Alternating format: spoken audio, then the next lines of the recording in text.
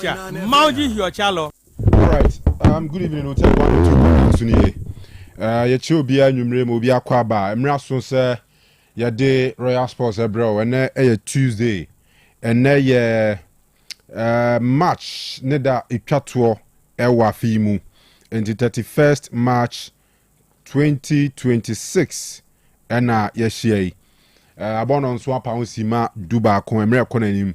Yawo yansema ya boaboa no de ba bebre a ye ba be discuss na no na nwumre sorry enti ye be call straight away last e de ye be call na afia hwe de ye ho ama no ne me no ka say World Cup playoffs no e wo Europe the last games no we never be win bia o call World Cup a shase games na shase ma ebi mpo ahyehye na ebo 9 pm a na kesipa na Africa for ye wo interest wo mu no eno so ba so the Leopards of DR Congo and the Reggae Boys of Jamaica. And we at 9 p.m. Ewa Mexico, ma'am. And also, Ebeba Bekam Hunsem Kakra. And your war stories, Eufie, and I'll pay your that story and as a GFA, Afire Utuado as coach of the Black Stars. Utuado, a man visit Black Stars the last 5 matches, Ebo in Ilusui. Japan, share, Korea, share, Mushi, share, rough, Enti, Yabeba share. Personal me visa na long overdue. I check to ado there was nke ya fire no day na yan call AFCON na was nke fire to ado. Ni coach ni nye enye kra but mze abedwafo ba ebenya mre na afia hwemu ye pa nti membese mesemre moma yenko Ghana Premier League no so efe no ede enhyehyia ba for the next match day. A chese ya bobo so amam de dai ba yebesa hwem kotoko match no akɔhyɛ dwoada Easter Monday picnic day no ena kotoko ebe who's to Samatex e ukrum ha. And I was thinking say ebe command the crown command be kwa nwumre but that's why ye Monday wia kete ena kinse ne baso enti no ye be ba be hwani nyina na yaka ho asem ti moma yen tu na afi yen kɔ foreign mra ba na afi yagimre edi nkomo aka ni nyina edi amamo enye afidie no emfiri ha. Aha, Otec 102.9, the pride of Ashanti. And Yakoba, World Cup in Yum, FIFA World Cup no, the other coso, Mexico, Canada, and USA no, Honyum, Yababi Tinina, Timuma Yentenim Rasisi.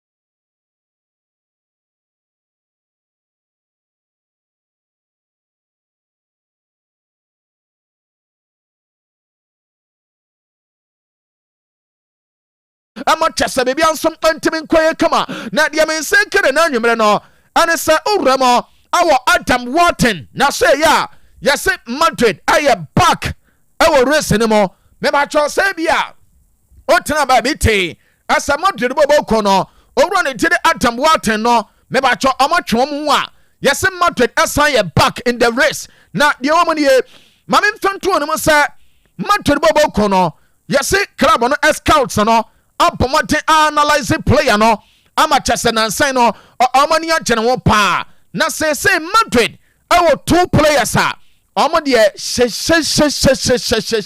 chese omo bin amadu de team ne pa omo number 1 aya Rodrigo Hernandez Cascanta obo adama Manchester City bobo kono 2 aya Enzo Fernandez ojemo adima ya tenisa Chelsea ana third option no ababa ya Adam Wharton enti we no aya kakra chese na nwumere no mensansom etimi aka ya de won samre nyina anonsom etimi de aba meba cho to no most probable kono ani owura ne din ani Igor Tudor papa mo no menka ne se enche bia na enkrabe se kan na nwumere no ani se tonam ani papa ne din Roberto Di Zerbi agree deal ama Di Zerbi say baba ya dwuma wo Premier League no mo abono owram awo Tottenham Hotspur Stadium na feri atene sa Tottenham club no owura ne tin ade Roberto Di Zerbi ensom akwakoya dwuma ama chese bebia ensom atimi akwe agreement a men say karesem owura ne tin Di Zerbi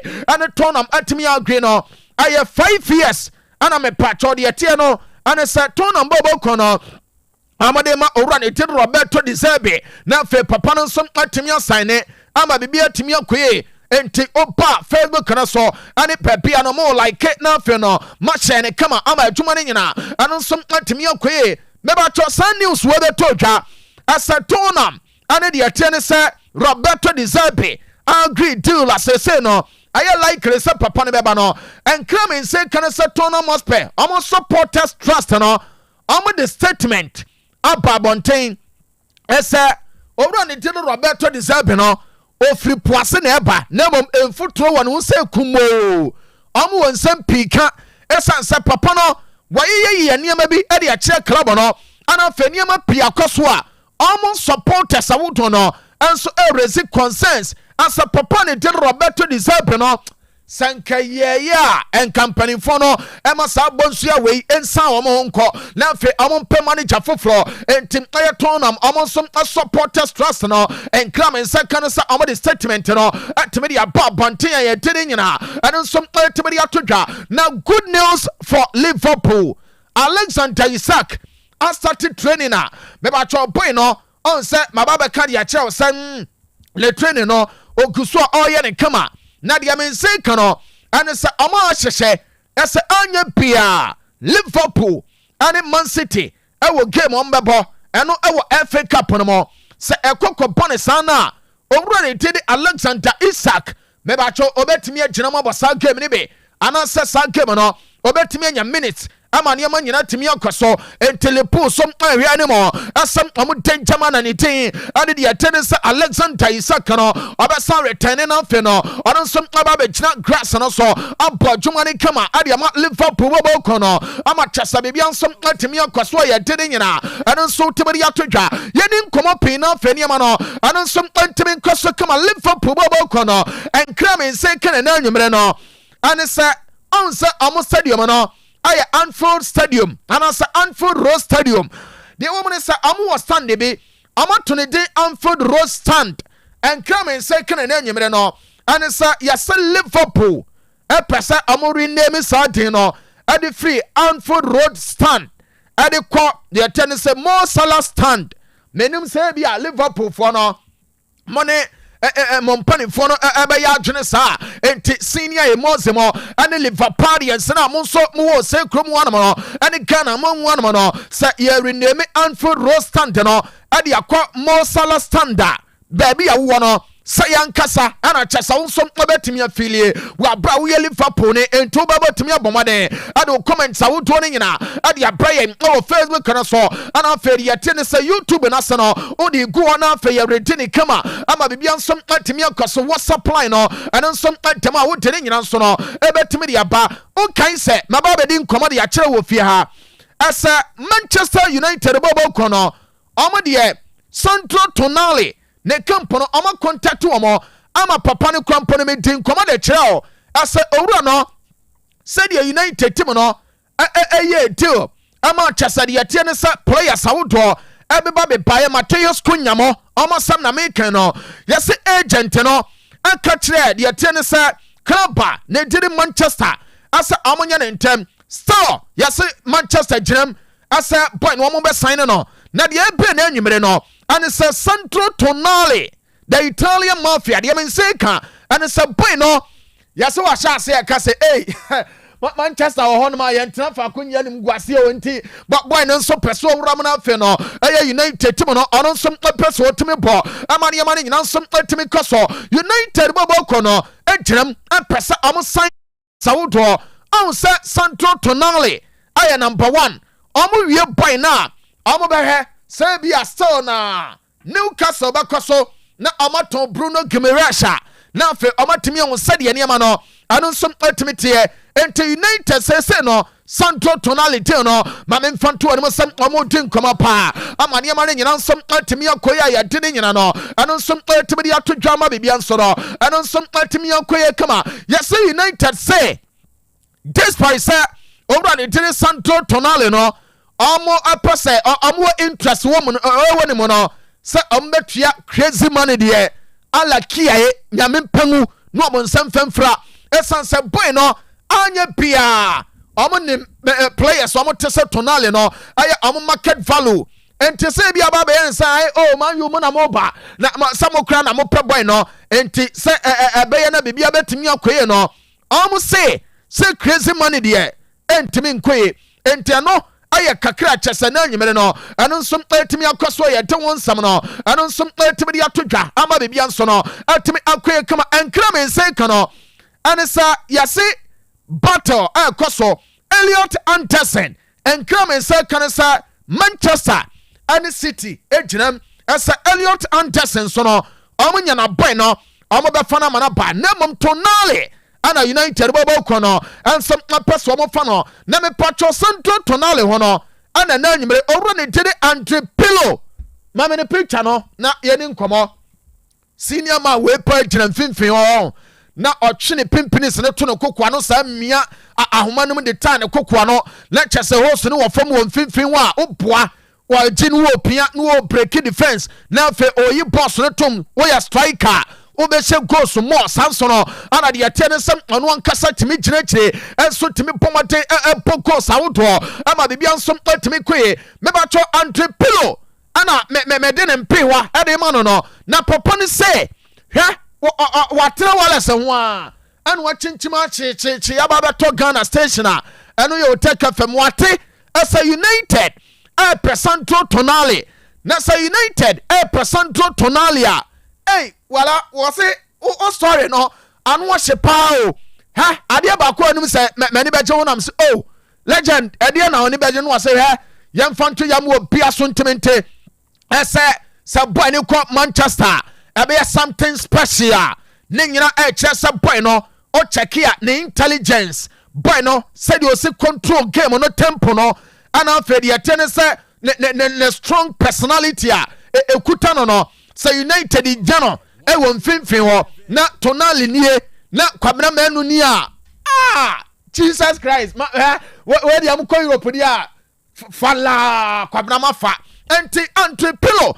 ase yankam wo bia so ntemente asa Manchester for Sandro Tonali a said ya two tasabon samne ba asase so aka kire na adasase munue no o ka kire Premier League class no eso munue esanse Tonali abe boduma and obey instant hit our Manchester bobo kono ano aye kakra eba ose England sa wo ho a ade ba ko betimi aka ne san oh noise ne dɔɔso ɛna afei nso no deɛ ɛte ne sɛ ɛyɛ media ɔmo England no lecture sɛ players a wogyina pitch no so no sɛ wogye bɔ atwe anaasɛm ɛyɛ boy bi ɛgyina hɔ breki adeɛ a yɛfa ne sɛm ɛyɛ opponent no mo nso matake a mode ba no ɛno ɛna santo tonale yɛ no ɔse saa mmerɛ no ɛkɔba ne saa English media no nyere ɔmo no afei no ɔmo hype players no ɛnyɛ negativity ɛna kyɛ sɛ pa enti owura ne tiri Antipilo ɛna de san kyerɛkyerɛ mu no ɛno nso atimi de aba no Manchester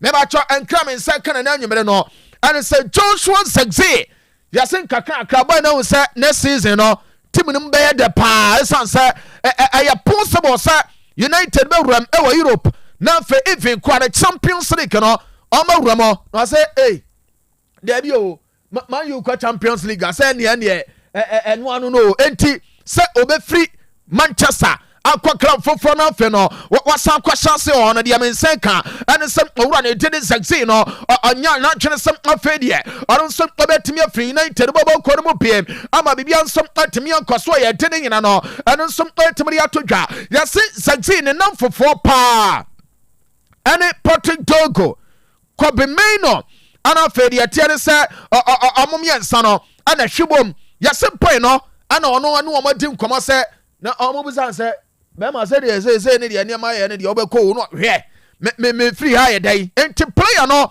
ɛpɛ sɛ ɔtena side a na dim ade United ɛma bibia nso no ɛtumi kɔyɛ Casemiro ɛna ɛnkra me nsɛ ka na anwumere no yɛse mpɔi no ɔanticipate asɛ ɔbɛnya emotional farewell ɛwɔ deɛ teɛ ne sɛ United na afei ne Premier League no wɔsɛ goodbye ɛde ama Premier League no na ɛno ne yɛbusa ne sɛ bɛma na ɛkɔkɔba ne sɛ saa emotional farewell no ɛbɛ so asɛ yankasa ɛna wo nso wobɛtumi afa no ɛna ɔse nokure ne ɔyɛ bɛma wɔgyina so paa ɔyɛ bɛma wɔgyina brane adeɛ baako ɔpɛ so wɔka ɛne sɛ ɔmpɛ sɛ bi a ɛbɛduru ɔna afei bɛma ɛti ne suo gyae so na wɔtue so mu saa deɛ no deɛ daabi ɔmpɛ sɛ ɔno ankasa no ɛnso ɛbɛtumi ayɛ ɔse ne last day no sɛ esu paa bɛba no daabi ɔse already ne yi a wɔda n'akyi ne kyɛ sɛ ɔno ankasa no ne twotwo mu twɔ no sɛ ɔba bɛkra sɛ ɔfiri Manchester no ɔno ɔba ne te fia no ɔne ne di nkɔmmɔ ɔno ɔse wifi sɛ nneɛma ɛkɔ n'anim paa ɔno ɔse nneɛma deɛ yɛtoto petrol mu ne nneɛma enti no ɔse daabi nyɛ saa ne yɛka no ɛnyɛ petrol mu ne yɛtoto ne yɛdi nkɔmmɔ a mɛsɛ nneɛma mu kɔ n'anim kyerɛ sɛ mepɛ sɛ mekɔ m'anim wɔ life mu ɛna ɔse nipa deɛ sɛ wokɔ anim ɛna ɔse saa neɛ Man U no ɛna mpɛ sɛ mefiri ɔkaeɛ na ne yera tue so mu afei ɔbare ɔpata no a gya me nam nso saa ne kɔkɔ baeɛ ɔse already ne yera so ɛwɔ saa deɛ ɛteɛ ne sɛ issue no hɔ ɔmpɛ sɛ bɛsɛ biem nti ɔno wankasa no ɛbɛ control no hɔ na afei nneɛma no nyina no ɛno nso atumi akɔ so kama ɔse ebia supporters no ade a ɔmo bɛyɛ no ɛna nokura nie ɛno nso so no ɛbɛyɛ adeɛ baako a ɛbɛhyɛ ne so ankasa sɛ ɔno Casemiro kra na supporters no Kasi my one more season ase saa tam de ɛbɛyɛ den paa woyɛ bɛrima kora mpa na kyɛ sɛ no nso atumi akɔ nti sɛ deɛ aka no ɛne sɛ moments aka no ɔno nso bɛtumi a enjoy ama ne nyinaa ɛno nso atumi akɔ so kama yɛde saa nkra no ɛno nso atumi de aba na mepakyɛ Al-Nassr bɔbɔkɔ no ɛnkra me nsɛ ka na anwummerɛ no ɛne sɛ ɔmanya sponsorship deals mmienu ɛwɔ deɛ ɛteɛ ne sɛ Middle East hɔ first ayɛ deɛ ɛteɛ ne sɛ 70 million euros ana deɛ me nsɛ ka ne sɛ sponsorship no ɛde bɛma Al-Nassr second one no ɛno nko a ayɛ 140 million euros woka ne mmienu bom a deɛ me nsɛ ka no ane sɛ bɛɛ 210 million euros no mebakyɛ Nassr bɔbɔkɔ no ɔmo nso bɛtumi anya no afei no ne nyina nso atumi akɔyɛ yɛde saa nkra no ɛno nso atumi de apama bibia nso no atumi akɔyɛ kama na meka Nassr bɔbɔkɔ no yɛse owura ne din ade Cristiano Ronaldo a bɔ adwuma ɛde ma Al-Nassr team no wonim sɛ yɛse papa no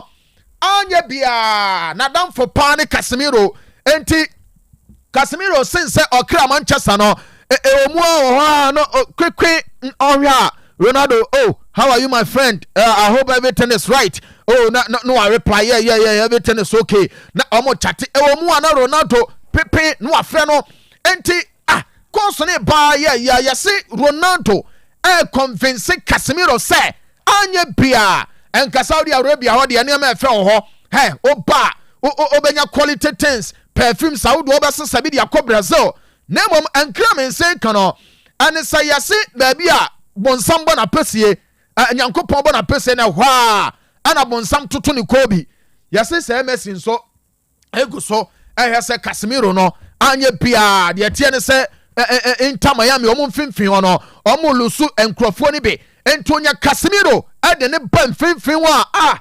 unie bunua ade ba no na ono so pia de gum ente no aye kakra chese na anwumere no etimi de ba Luis Diaz ase yankam obi aso ntemente ase wono ebeto just Liverpool ofri wono no na opese or try something new and then nuamo ana Bayern ade baye ase ono ankasa nso no entimi amama demra boss news way achepa 2019 nemom ye tene se ehon follow up aba ye nyina be kai Emiliano Sala yes papa we na 2019 no wa free Cardiff Conont ya na plane crash baye ema Emiliano Sala ya hwere no na me patro de men say kan say Cardiff City ayo ma dwen say ombesiw Nantes 120 plus million cities million euros na de men say kan say court omode koye no omo bagu say Nantes boboku no he omo nya hwe omo mfa bibia mai enti we no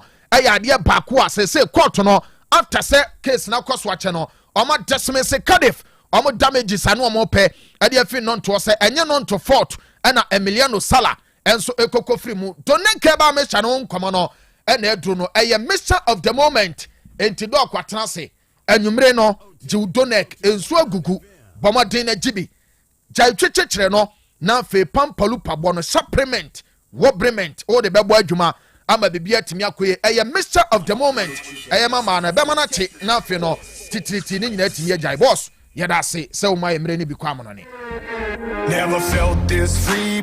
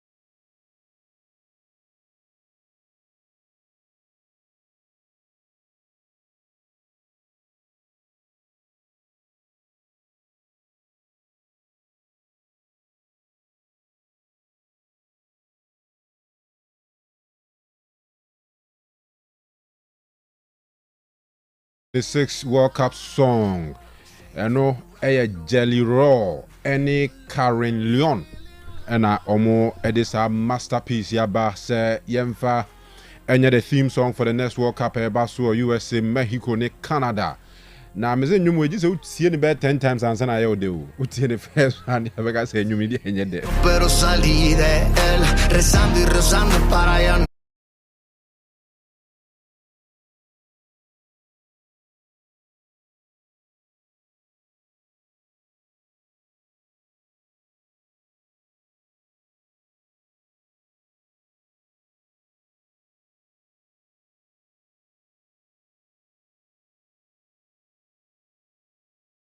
.9 better wa last asi papa na Tuesday nti edru Tuesdays ayana ye didi nkomo ehia pa from Diamond Scientific for mo na omode donate keba Mr. Naba enwe Dr. Kwachi wa ha openi Akwaba. Yeah, yeah, boss. Bia boko de. Yes, Adam.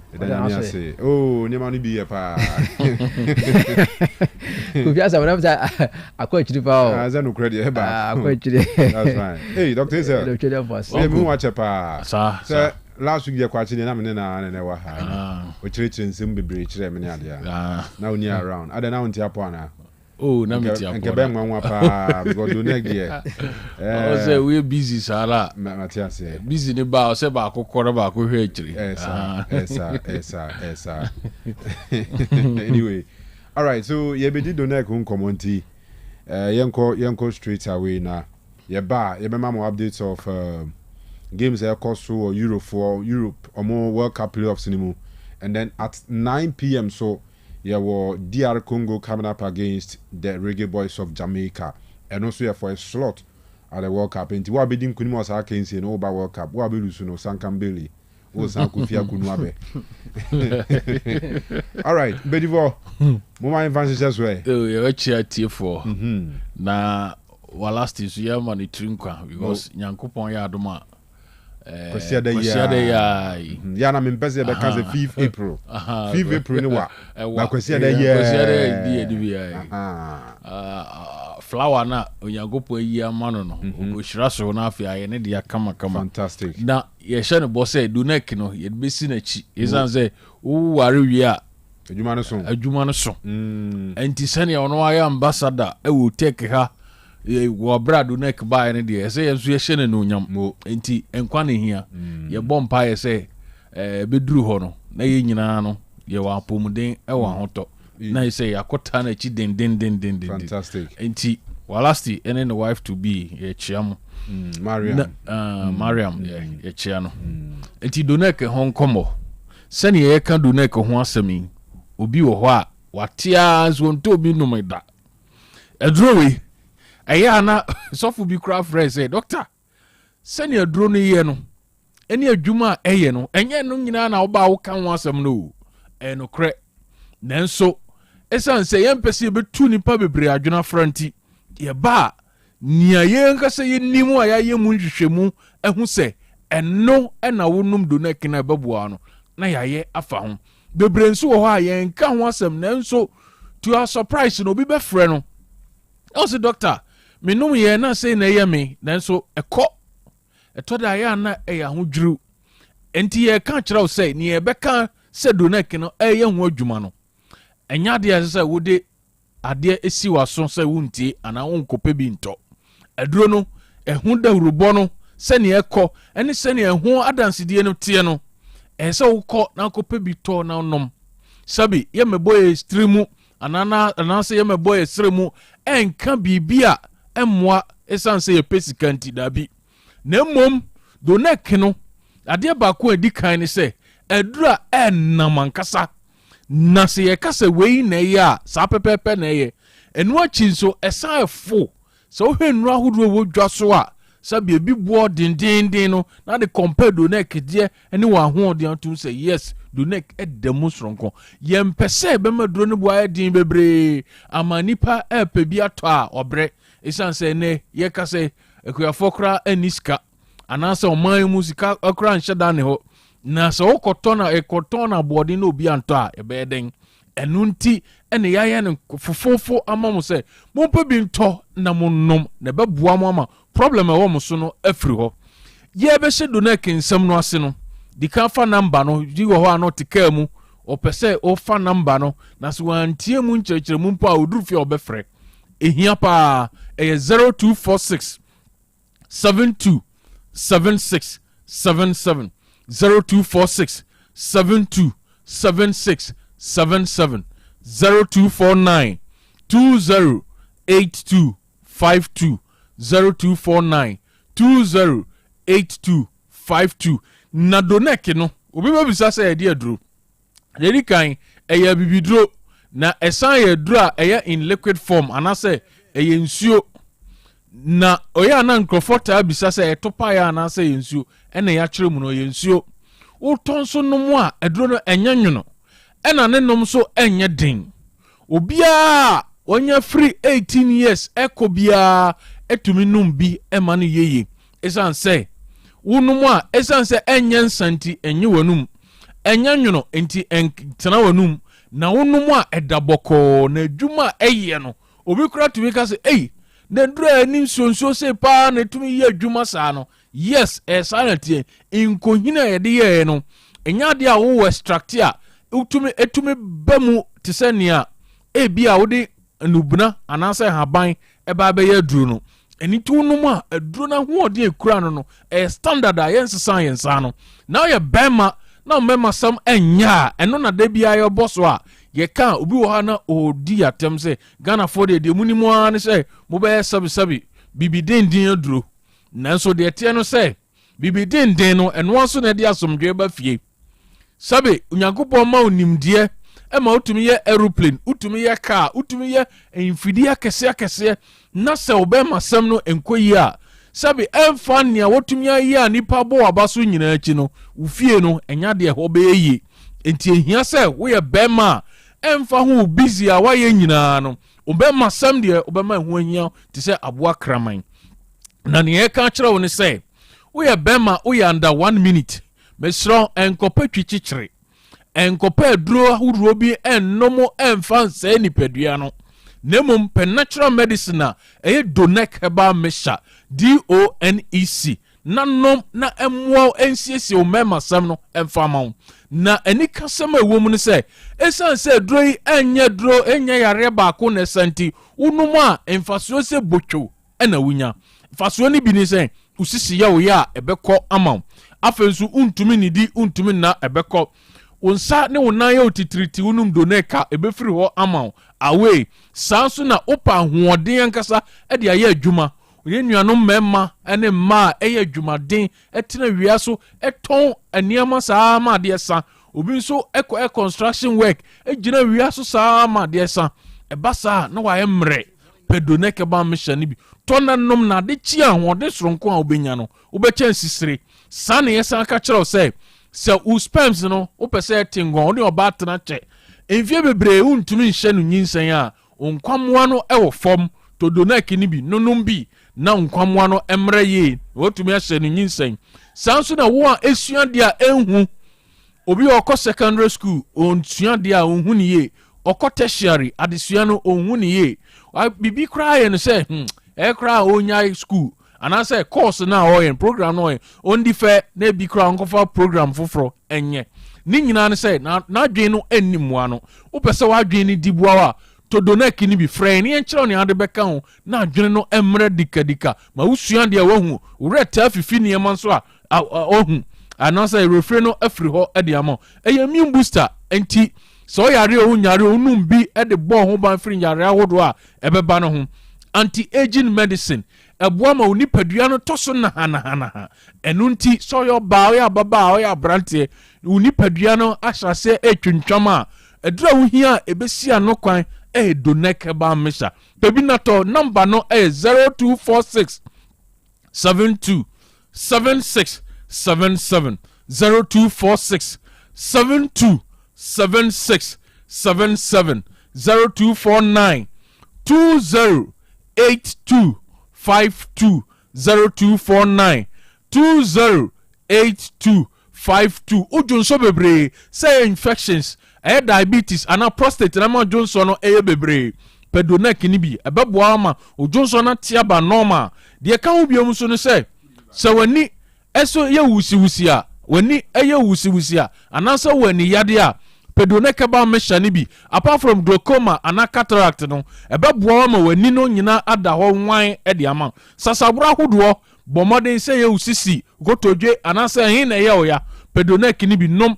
onanse ta peja pedonec ni bi nom ebeboa ama ni nyina afiro painful urination so your ba so your bema ujonso na ti ya wom ana say u say ujonso na scent ne cross san pedonec ni bi tona nom na jonso scent no infections bi a ho bia be firi ama scent na abakama san me ka cho say diabetes pressure stroke ni nyina donec no eye ho adwuma cholesterol eye ho adwuma candidiasis emmanuel odepo agye mo akoso kuma na boso no mompe donek na beboa mo ama mo ahimfie ho anyina ate wan na besan boa ma ho so ay kuma ache kama mase bema no eba ho a on sai na chi enko wan hwe ni yempo na otifi ahwe obi beka se jama ho de aduro na aye bema na so da secret doneka no ebe so aboa so mo atenka na bakama sanso na o message no emma ye anasa o message no kratiko adura ohia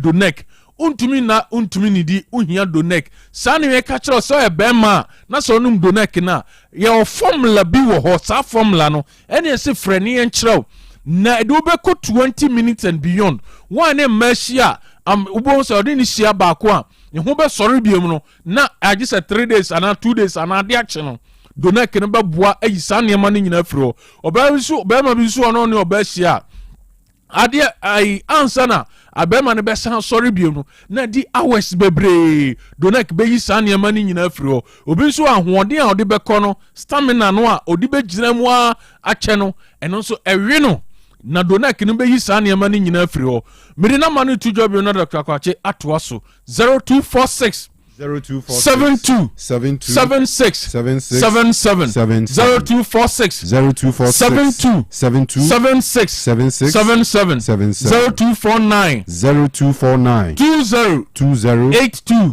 82 52 0249 20 82 52 mo number no 82 o time so about 82 pepe about 82 pepe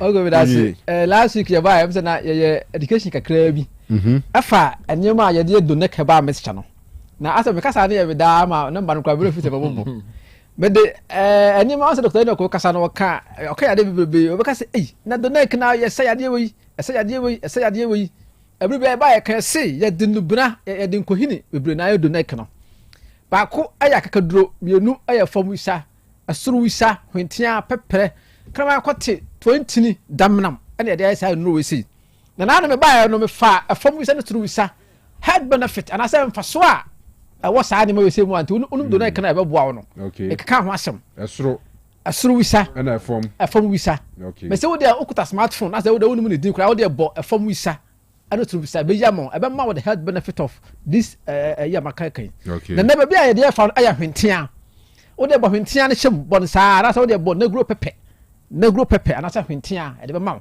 na wanko na dwuma aye nie ye se eboa ma obi a 7 period sa wotanya malaria pa no wotai yusu obi a wotai yusu hwentia eboa ma malaria no nyina edifiro no edema enti obi biara se bi won ma beto kokko abantene na se hada kokwa mantena omode hwentia bi afra ha obi otarum say ni bia no eboa pa enti mesra say dona ekono hwentia awom edobi bia o tie mi a opa hwentia na say opa hwentia awe no dona ekono owie kura we de ya no ne kama eboa ma ahodi da wo pa bia no ebe be ma wanko menyini wa komandan na be bia na metena ma bi wo ye fro akomandan agidi ma mo no sa na pa bia na wanoa ade bia kakaduro ne hwentia ne pepe na eso na e ma no ma wo foforo no oba no ato asobi na kapra so asebi no de amount na ma no mpa na mentia sa data na miswa etimi ni ya me sua na me hu se ade na e wo sa de ma na ma me ton wo se consumption of negro pepper by new mothers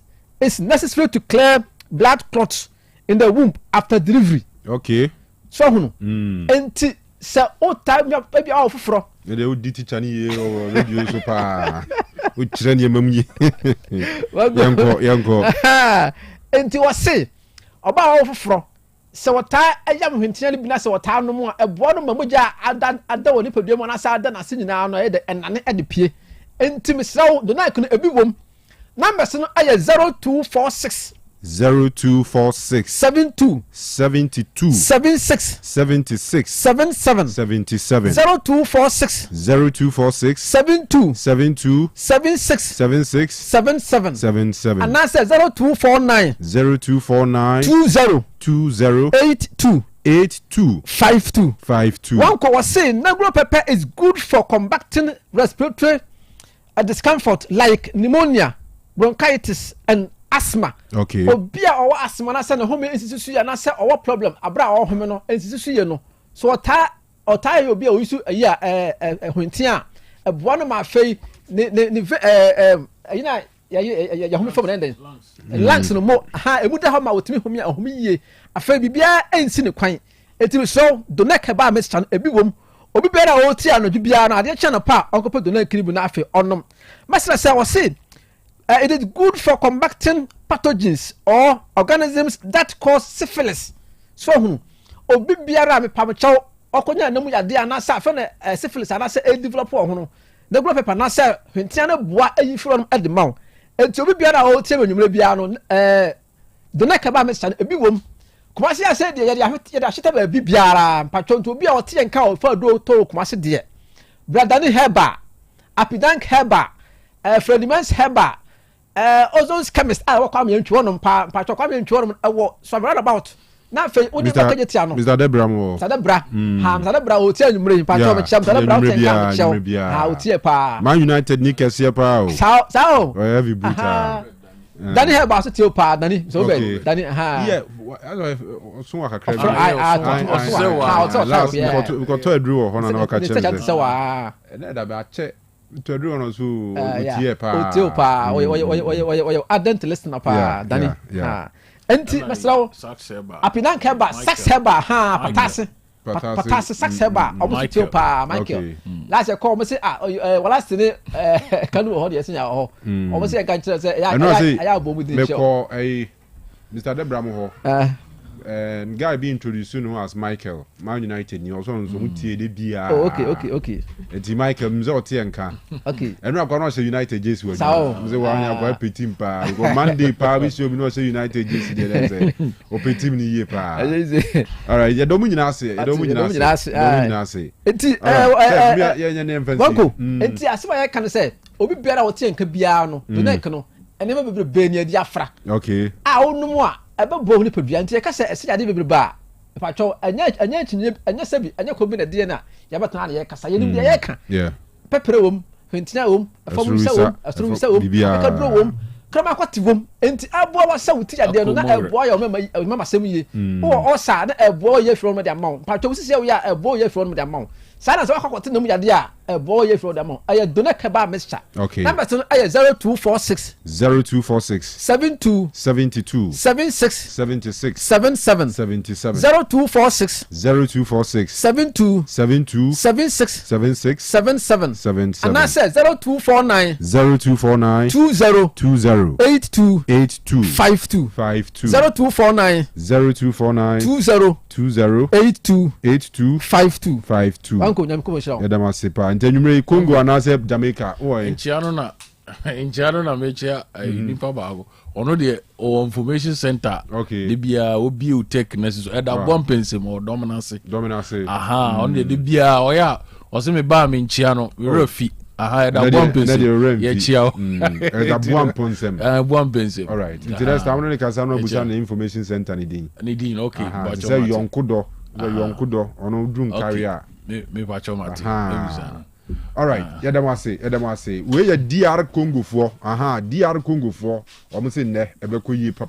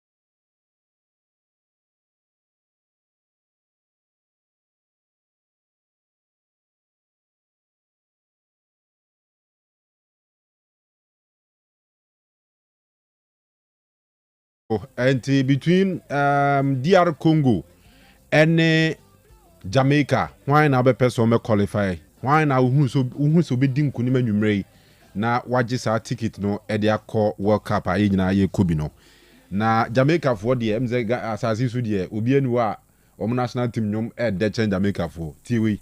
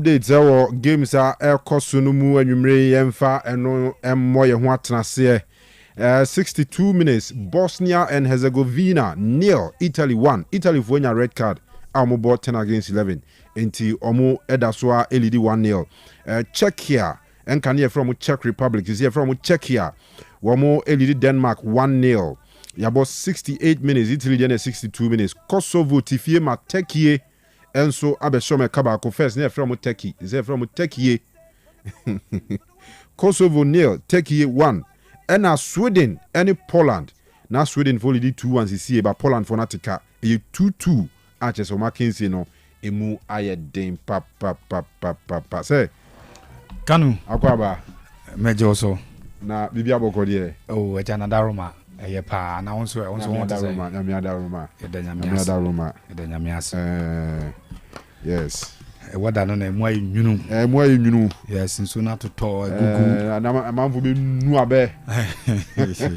na bi na amanfo betimi ada correct oh say ko for better correct na say na emu kakra ana general bi edrifa aduane nso beba nyameti ase aduane beba oh na say kumase for na ma ihu said the last time tu kwanko be bibra na hu se aduane bo okra nya de na no ya ye call ba bi ani ye ba say o bi ka bode eduru miensa bom de ma mi sister cities eduru miensa o bode eduru baako miensa sister cities aso be duru ye feature ha na so ko pa bi ato a okọ ete miensa na ye amount 10 cities plantain chips ya da so twa ne se de twa ne ya 5 cities bode eduru ni nyina aye 20 cities and I was in Ram because Dr. Kashi took one kakra.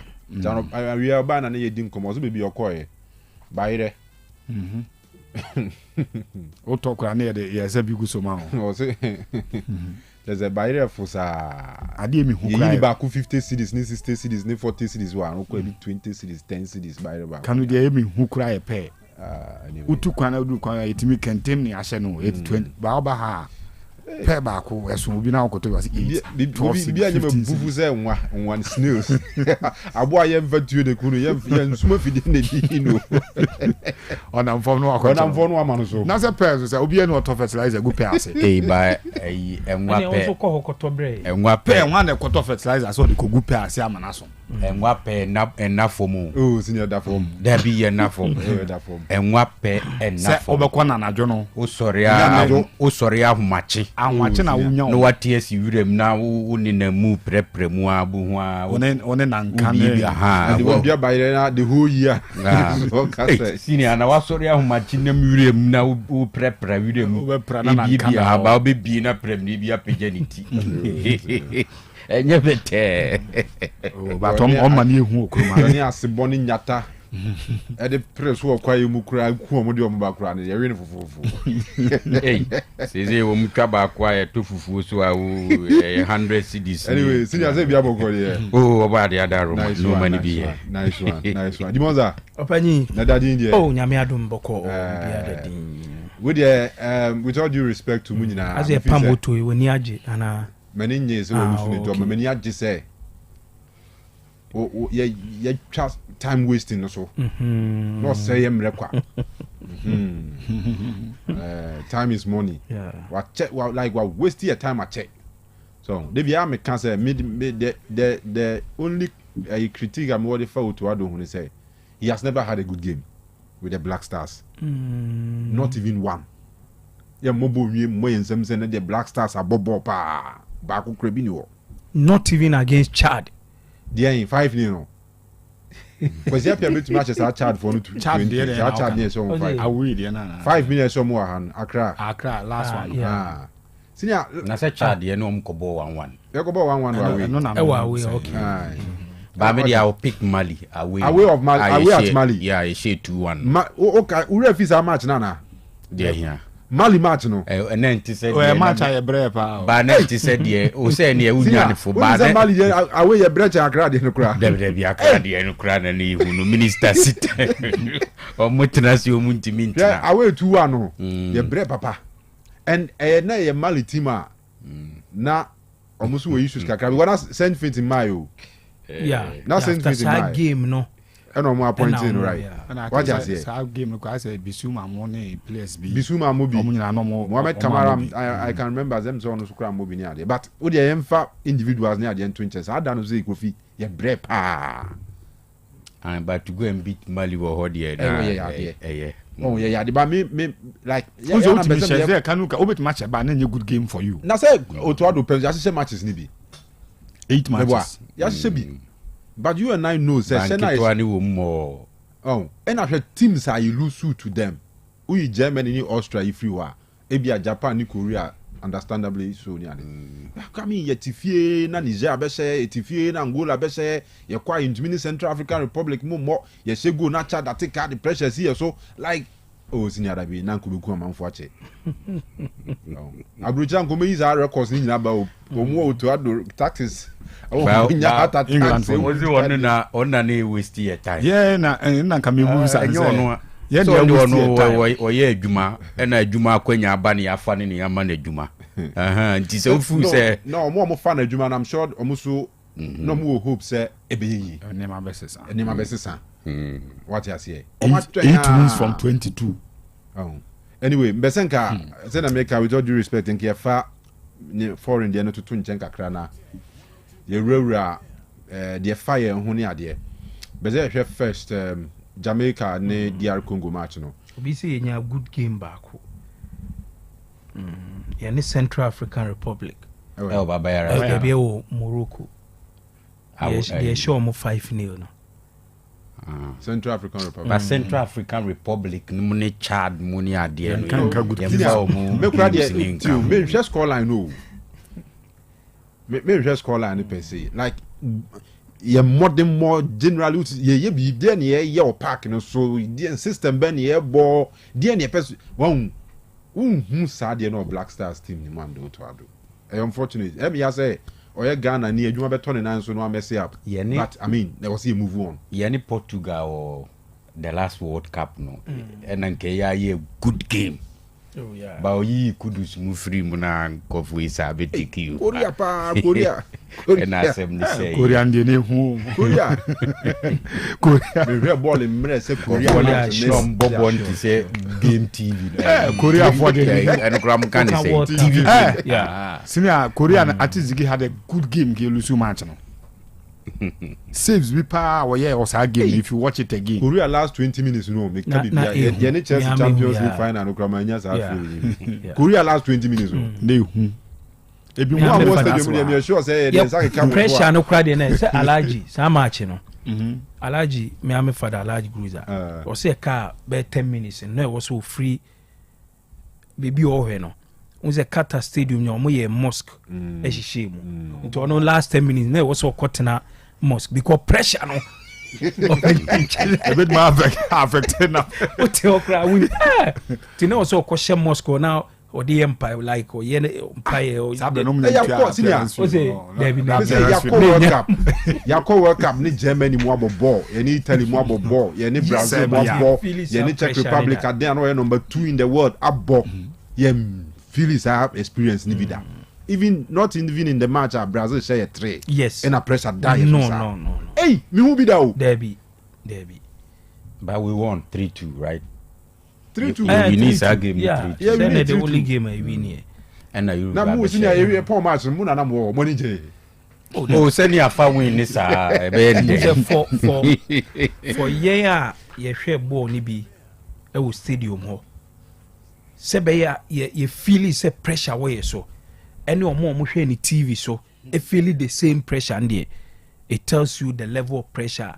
Sa game the Ghana phone in a coom. Normally it me by bia so wo hwe ball no e wo stadium ho a feeling a wunya impression a wunya it me different from wo hwe wo TV so but kanu sa match ne de me no be ya adwe Ghana ni bia e be ka se pressure by so no na too much. To add na sports minister then ka why so be use that. And on sa time no na ye ni Portugal.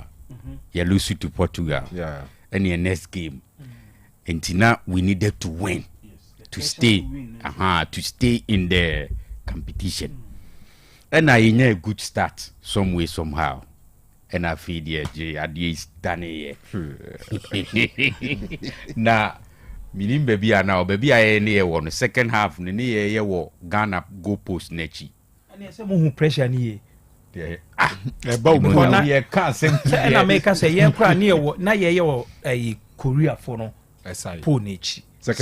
Second half. Okay. It imagine say you cry near who no you feel pressure and how much more Utipo nechi pay ye dit out. Nanya better. See mama yen share and the chances of DR Congo and Jamaica muba ko be qualify for the World Cup. Lineups no be say me hwe DR Congo dia ni Jamaica for there. So mo national team ni too popular Ghana hani adinti. But we share Emrantia aligning omo up for this game now. Jamaica mi hu Ethan Pinnock home, Leon Bailey of Aston Villa home, Casey Palmer,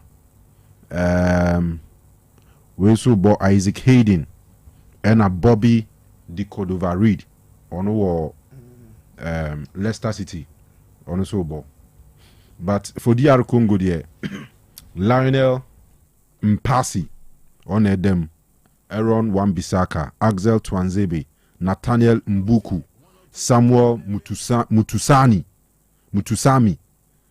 NFA, Arthur Maswaku, Meshak Elia, Noah Sadiki of Sunderland, Cedric Bakambu, Juan Wisa, and a Chancellor Mbemba. Almost strongest team. And I only could game. Quick one on Sag game na. Enough time to discuss with to need the protest. Sani say Ibrahim Sani Dara. Okay. Or say on any choices of coaches and Kobe say ye him back on. Kwesi Apia number 1. And number 2 heavy Renard. But Renard diano uko DR can say Saudi Arabia. Na ketua ene ne bonuses no bosumi bia around $500,000. Na Ghana how de ne ba habitua says ka we betwa wuti. So no ma o mni na wie. Oboni last game and mu wia o money na party ways. Eso money na party ways doesn't mean say Ghana betumi afford. It says into that contract is no more valid. But not just the original hono no. And I say demand is say abon o masake no. No, Tio. Onu be so chese the original hono. So in case every Renard and one standards in terms of sika obeje. No case we ujina di ujina. Sa sika na Saudi fo tuya man no. Se yeso ya adwese be tuya se sika na mana. Ghana how be tuya se sika be twa uti. Nezo onu before. And then number 2, Ghana for no best se sika no mo mfa nko new Ghana cedis no. Omo de be ko old one no. Yes yo it means hospitals wo grass. Heavy Renard ye be to me na kasa man be se bia 70,000 bi obeje. Obeba be ye dwan. Kofi Twanebo atu ho. Oh before going 400,000 a month. Before bonuses ni bibia count 500,000. till before going to Saudi, no coach France a money team. Yeah. And he was taking less than 40,000 euros a month. I go visit you. And a Saudi for this year, you know, say Jawo oil money and a buy. Oh, and I because of Niana Waye, Africa, ha, even this Morocco team, yeah, celebrity on the starting foundation, you know, and Sana Walid, a betwaso. It's based on that they saw that okay, say, yeah, World Cup, and no more person World Cup. Into when the qualify on the 2022 World Cup, into around that time, no. Oh, the way I not saw the phone, who no, and more razy. The packages no could do that level, but see he has been fired. So our packages ni na abono. He's going back home, unless as I say, I don't know standard no. There be something around that. And a better standard. No. But me share in imagine. You be back so many times. Kofi TS Muntem. We're trying to boat to 70,000. Now man, you didn't call World Cup. Sabo dey do van ko jina na. Obeje o di Abros why man 100,000 crore beje. Hey, coach at the World Cup 100,000 is says Candy. Media mupa mami ko negotiate. If I got a personal mouth. When you have Renard one-on-one. With my convincing I'm managing 100,000. I'm telling you. One who feel Jumano. 100,000. Okay, any days now no assistant coach now. Near yes way teacher. Physical trainer. When you coach he wants to prove a point. Typical example over everyday life crowd. We say can you oba bia on so feel you that be our calling Chinese can be brebiana umoka so onu kra be sa hwe waka that experience dem you sure say Kofi mu na odi say ni ti no dey twa ne boato na say you feel you no umoka baby obi the scanner beje no ba bia wo no ukọ ho anyi sika kakra bi 70,000 bi kra anyway no say applicable in daily life so all right DR Congo Jamaica the Leopards versus the Reggae Boys ba ko be ko worker ba ko be ko fie. And for me, Kanu Medica can say, we share the story of DR Congo. It was a World Cup qualifiers. Kanu Omabafa. Metepo almost Mbeshe Jamaica a qualified because of where almost story in the World Cup qualifier right from Africa qualifiers. You know, no more Group B. No more Senegal, Sudan, Togo, Mauritania, any South Sudan, any Group Bako. And Osha for most part of the qualifiers, matches, or more LED table na I think until the penultimate game. That game now omone Senegal e boya omo tenafie e ma Senegal e konsho omo na last but 2. That game omo tena start the matters e wo Kinshasa. E ma Senegal e be show omo 3-2 no. Eno ene ma ene DR Congo akwa PM e wo playoff. Because as at that game no omo ne lead. Omo tenafie e take lead e she 2 goals. Cedric Bakambu she first goal and a Wisa the second goal e kan, and then Senegal e do more experience e be ye come back etieka Nicholas Jackson e she goal Papisa she goal Emma omo be show omo 3-2 and na omo di lead omo a in the last 2 games Senegal e kwashe South Sudan 5-0 osashe Mauritania 4-0 and Oshe Africa qualifies na Kanu DR Congo eto so uyi best teams na and I say teams na omo ye rank omo at the runner ups na DR Congo eto so second with 16 points NMA omo de qualify ya omo call that second round qualifiers omo eche Cameroon eche omo 1-0 even in that game Kanu na nipa bebe na etepo Cameroon say ombeshe DR Congo but DR Congo eche Cameroon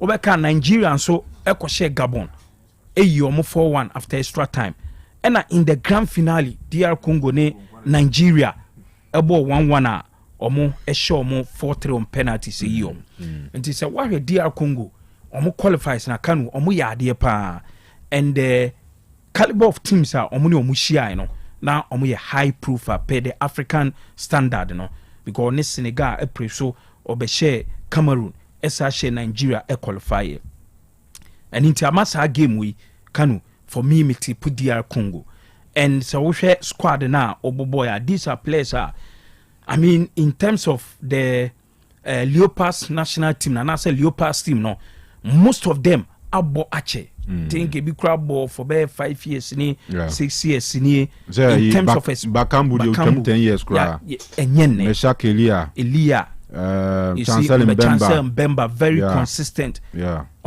and I'm a former player one Bisaka Bekan at least DR Congo team no on Twanzebe I mean very Masuaku so the left side of defense so into a more very good team yes Oshe Jamaican so in recent time Jamaica won the ball 4-2-2-2 me kremo Oshe on paper sana on my line up 4-2-2-2 but a bit me aye 4-4-2 so so the likes of a Palmer Mohe Dene Bailey Munina ewo mfimfin and then Campbell ne Kadamamo ewo anymore nti ebeye very interesting game say 9 p.m. yan almost 9 o'clock 9 o'clock I can take 2 minutes Kinshasa the street of Kinshasa near here amanfo ebeye highly anticipated for this game because omo feel say with this current DR Congo generation say omo etena ho ema sa World Cup we can oman kobia ebeye den e de amon mo say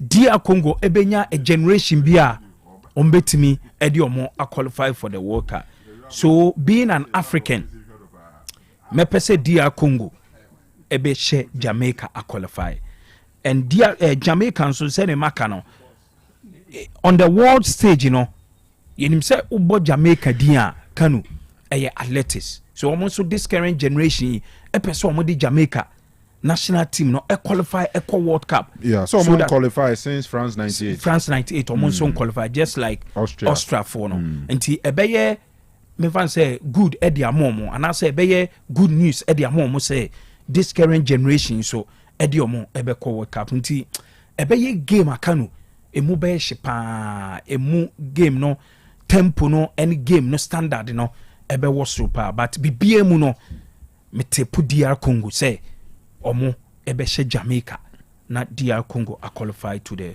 World Cup sir kanu beteza that be any better I say omo two teams omo some similar traits be from qualifiers omo boy no only say Congo lose just 2 matches in the qualifiers 10 matches and almost share 7 no draw 1 2 no Senegal game now mo kwahye omo abrichi boy ya stadium no ko hu say omo tutu nyema toto say ni nyina no ti ewie na omo just 2 points behind Senegal no qualifiers group winner no so the difference surely could be the game no lose at home because even if omunya draw home per point accumulation between two teams no come benya the advantage because omuye 2 points off Senegal no qualify no and Senegal qualification here the win no mkonya free omu home no and the beat omu esenya say 2 points difference na the two nti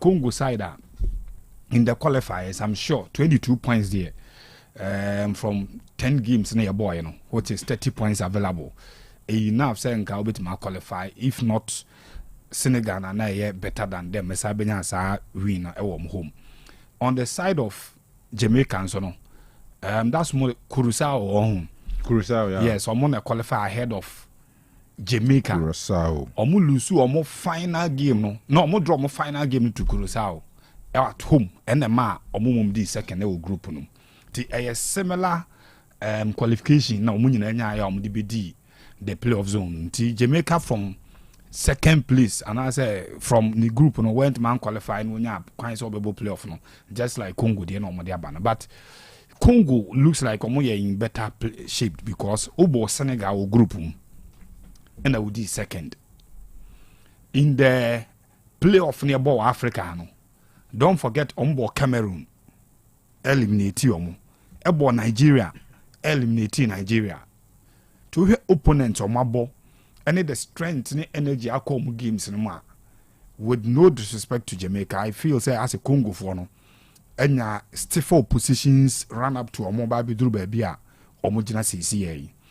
After 1974 World Cup, Congo hwe so mbesa make appearance and omo World Cup omo ko ye ni nyina no ehun nsem na nya de bebre sa CCA so all the names pa any the form guide say make a games on one to one mabeka say Mumbai streets ahead of Jamaica, but in games a final games like this coaches no bebre in said omo si bono the dynamics of final game yana a different approach will be become a different unlike say yeah ball for 3 points na anti say be am pick 3 points and now say a tournament yeah ball 2-leg affair near you be a free no final games no quite different from say the you know him say coaches na approach games no mun say that nye the side that may hwehwe so on be trouble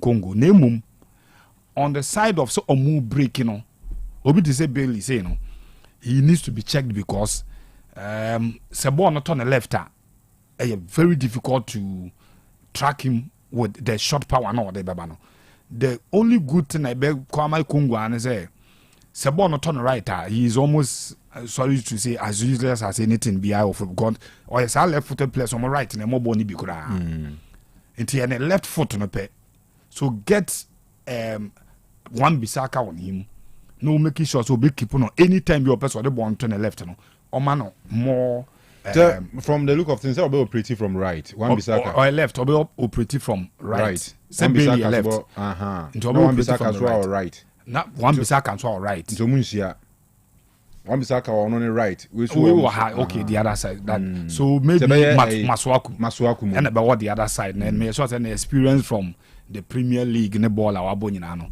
should be enough so bet me deal with Leon Bailey will give no mun say or more Wrexham striker be Bailey be and also against Chelsea no hard you know game but they should be careful about him because our last game no only the only goal the more qualify so the Babishia Congo me de bibia aton chen I'll give Congo the chance to qualify and I'll give it to Congo okay but I'm very careful so my game no quite ding more and san umatimi any qualification all right Africa it's possible we have our 10th card on the World Cup Obi yemwie na yeah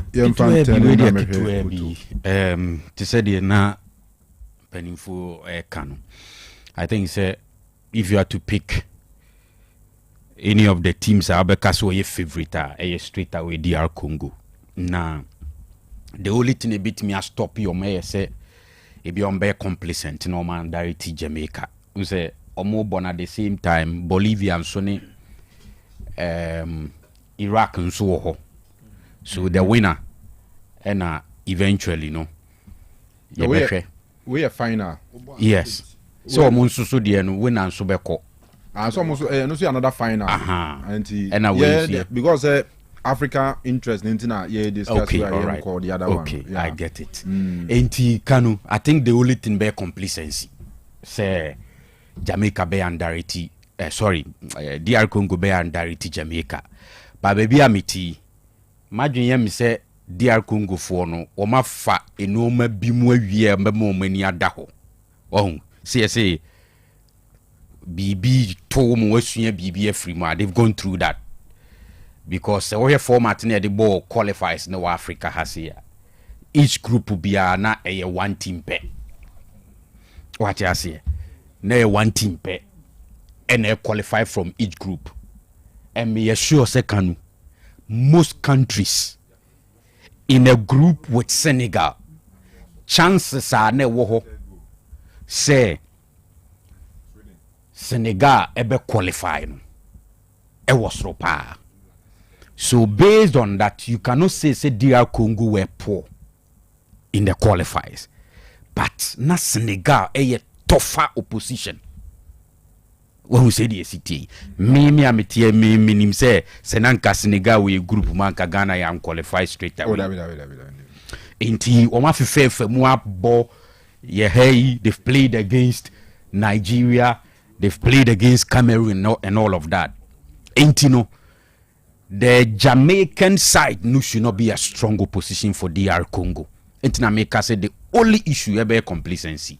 And I say so unforeseen things no in the game, including red cards and on Bibisano. And it be a bit timiama omu ahuodeno at drop it. But as we speak there, I think the chances say DR Congo be go through no and then I'm 80 to 90%. And Jamaica will move into this game as the side of me underdogs. Now say Africa say you know, you're complaining over the years. You say you slot no ne sa. You say only revenue say Kofi Larbi nkoma. I have more opinion. They say those days no. Senanka Africa, you were more slot and kebianka World Cup ni bi aba bibiri mu hase. And gradually your numbers ni increasing. We say you were 9 already, and we have that big chance to add one more slot to it. And I think Senya the DR Congo Bema we are sleepy Africa. All right. Sweden, Victor Gyökeres Edioma qualify. First leg no ko ball hat trick away emomu wini. And ne 2-2 88th minute here and Victor Gyökeres share third goal ma womo. Inti Oma Pong Sweden 3, Poland 2. Inti Sweden are qualified to the World Cup. Italy any Bosnia then that's here 1-1. 90 plus 1. Czechia any Denmark and so 1-1. Ya born 90 plus. And Kosovo etifie Turkey elidium 1-0. And also ya born 90 plus 4. Ache say Turkey for ni hold on. Na omo dia qualify akomani. Enti we nyina e koso na friendly games no so England 0 Japan 1. Thomas Tuchel be man ni ada hon temper because the oye ne de Bema World Cup no enema mo adin but metina say Tino Livramento mo Ben White mo ni Anthony got mo nyina World Cup mo start ko bi menu mo ne sa James Garner mo ne wan o mo nyina World Cup mo start ti we de ha me kra significantly no Japan still with the unbeaten streak against European teams no European team bi anche omo enso mo da ana say at the World Cup level no World Cup say World Cup anom no mushi na friendly match in so abeshim no omo you unbeaten against European sides World Cup omo football history mo Japan now how many year you from World Cup Japan omo free World Cup mo say just EBA the last time that's omo no mo come 2018 so omo na Senegal ball draw bia Senegal free mo say no sa the last tournament bena Omone says Pinos Germany born share Germany 2022 yeah omo crossover omo katum hey boys the Arabia so Côte d'Ivoire so share Scotland 1-0 na Nicolas Pepe back in the squad back on the scoring sheet on the 12th minute or she go back Côte d'Ivoire share Scotland 1-0 Austria share South Korea 1-0 England nil Japan 1 Wales and Northern Ireland and 1-1 Spain and Egypt Pampe 80th minute ni Spain nil. Egypt Spain nil. Morocco so as Paraguay. Yeah. Now Cameroon so as China. About voice is show. My voice is so as South Africa one. Aye. Panama as South Africa. First one omubo 1-1. Nyinyi no omubo no and omubo no Cape Town. Ba kono omubo no Durban. And omubo draw. And then Panama as South Africa. Yeah, to na say easy opponent we group mu Panama. Yenye careful. Say clearly we hear Panama for no. Omo dey say they want to have a feel of African opponent. Into omo South Africa double header. Yene mo abo, esa ne mo abo. So what you say? We mo abo 2 times no. I just say no one target your group. Nanga 1 million. Because say nka on pay European opponent ba so na nabo. Yeah, so what it means they say so mu timi was a World Cup no say who to me winning game back one I bet me qualify. You are likely to qualify. Third best placed teams no. It depends on how you win it. Very good. So you have to win and make sure so you don't concede enough goals that were other games and even those obe lose cry. And you can say a big match be a 1-0, 2-1 be near there. No wash the old be a 2-0, 1-0 be a shame. Obe qualify. Enti o hwe Panama for no format o me person me the ball World Cup ni na e no a the first match e o Toronto no ma go ma hu ye be 3 and the Croatia and Austria can say England so mo kra o be qualify. Yes, they say omo next and last friendly before the World Cup against Brazil 31st May. Okay. To about Brazil in 17 days time on a Ghana so Panama. Who's a Brazil so yeah status and as can the start is slow. Can see when you know. Start is slow. Look at Modric. No, but as it stands now, if we are to play them, Minya so say Ghana for benya vims as ye be show mbibri. Yeah. Even this send crown no current can nene china ya na nkeni Panama e bo asnia. Ka Ghana for be wo. That's how low out to Ado team nako. Odu anya de o. Oh, so on the way na family there. E bi akwa jazz me di kwa me nza na edi me no mo kwa me dia tre me di we am de fork ni ade. Sa oni system bi obo. Coach oni system. Sini am yen tanim ra ye ba na ya be hwe ne sacking on nsem no. Ensana lubina shano manabo. Ensa bem no. Amuzu bitters. Você? Amuzu bitters. Amuzu bitters. Koye. Mema ahwefo ne etiefo nyina kwa baba Amuzu Beverages Enterprise. Na ye din se bia be fe no Amuzu bitters. Amuzu bitters aka atopa 5000 bitters. We yen san edi nubna krojen a how bie ni akiri ye di ahye. Na etiefo a omoteba me hodie. Dudu na beji Amuzu co herbs ekoshe omade no no omade ibisu beji Amuzu manpower herbs na ma konoa anaso na ekoshe omunsa enne bakasa inuro mienu nyina bom atuni din Amuzu bitters de koko hano so otwa bi na ekwani de ose ni be masem ahoodin wo fom se otwa 2 tot 3 tot na ahoodin no epeja no enam damrama any ododua ayedi aka Amuzu bitters winti oba bi ose oni atenka be me bi a ose oni akono na yire onye atwa bi a sa atenka anasa akono no ebe ni enam se de pepre ene hwintia ede afranti abre insano ne pampana no ase ma utwa bi a enyi wanum enti se ukodwabo bi ase na opese oni so ebo ni so kakra Amuzu bitters why ebo ni so banyi wanum Amuzu bitters tot baako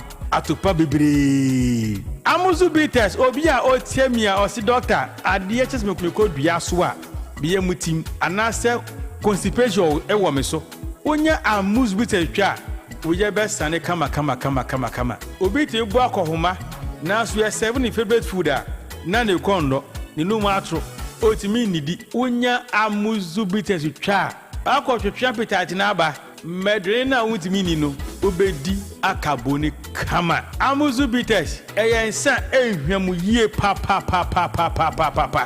enam se nnua na ye de afre ma hoodinti onomu a tipa bia ni akire se metwa Amuzu bitters che manya hangover bibia se ni ho se manom Amuzu bitters ma ade achi hunam ye me ya dabi nnua na ye de ahyen sane nnua emma nipa hoodene ma insechi how setipaye uhubi insabrechi how se memwai ha manya hangover no mi hubi we ya insa minya meka kudro so a menu akukudro so a menu mu how bia ni akire de otiamia onu bitters bia mu a no da no se na twa Amuzu bitters na yede beba oba bia otiamia owo menstrual pains obuni se obre pa no onom Amuzu bitters mesebo so meso a be ko fichire kama insan ya meka ho asem ehu nya dene ne buo so nya dene se dodo pa na opetu dia no aba santase apampatia na wa fra na 0247 776743 0247 77 6743 Amuzu bitters ekoye Apomodin mapade enoane hepa plus mixture apomodin mapade enoane hepa plus mixture Unia, Pavi, and a Plaxmox mixture no malaria dronana. Ani, say nam sa, wo beje di some wife nyina ye tested positive. ye no mbie no say eku malaria mo no nyina am ye nyina ye negative ade ho won ma wo ye Hepa Plus mixer no and wo de we nsu aba sentia e wo say wo immune system e strong da bia enti pavi e support immune system no na plus mox no so etu malaria no gu malaria symptoms et say etipaye afiafie wonu mu ato ahomre no msa achekura 4 days na pavi ene plus mox mixer wanom no etutu malaria na sekura anya sa dia ko hu doctor fra 0542 778572 ana 0542 807907 magie dure di pa pavi plus mox ena Hepa Plus nyina apemfo abato mo manufo enu kwada woni mfiedu mienu kan o pharmacies na heba shop FDA aje edwede nkrato yatum Hey, opanyi. Mashusha wache. Se perfect series books here. Oma mi koto obi ma me ma no. O wejajai. Aboa wo mo se wo tumi kenkan kama. Wo kabrofo. Na nkontabu okra de ejajai. Wonderful. Mese Ghana for GAJ perfect series. Atumo no de jai. No de animdifo ene tire wo nwoma bia. Owo crèche, nursery, any KG, books bia bi. And owo science, creative arts, maths, RME, history, coloring, computing, OWAP, nina. Every basic 1, equals basic 6. English, every basic 1, equals junior high school. Ne bane combine swa, or nina bi. English nom, and maths nom, me say, books be anywhere. Perfect series, any B, na GS, any naka, and so I'm approver into a batter pian koto be maneba. Hey, and na so we there, so could be crab to me akotu akoton. How many students who? Na, and no crab what team one who says, one must ask a mock exams, terminal exams, and a midterm exams. At the master school, a here one more, at to phone call put to a station wa, and crying down so mine. First up, and your mom by beer, your tonto books beer for 0243 2999 38 and a 0540 755 465. Perfect series. Your worst future is secured. Kitima Heba Center. Yana yakofa pada wanwaso bi aba esa yalewa ebi te se chlamydia, syphilis, oba ya wona ba wi ase pacho na se be bonka be ma bi won so a be pacho ono ya wono ba wi ase no ne be ma yeketu abi obi so ho ane de low sperm count obi won ne be man so bukura akojoto wo hania stroke, hepatitis B, cancer, stomach ulcer obi de kidney obi de ye nakuma be pacho obi so ho no ane chirika se ye ne ya obi wo ho no ma opa wo yale bi se fibroid esi no kwai yare bia me fin se wante se mabodin bia no me pa chawo ni nyina ye Kitima Heba Center oba e betima sama Kitima Heba Center ye ye adwuma eda adwada akopem memen so wo hwehwe ye na obehu ye ewo Accra anase Kumasi Abuya kwa Sepas ofre ye number na 0246 91 47 17 Accra number no so ye 0541 238942 Akuma bitters. Wachimakoma. Akuma bitters. Nye chie nie.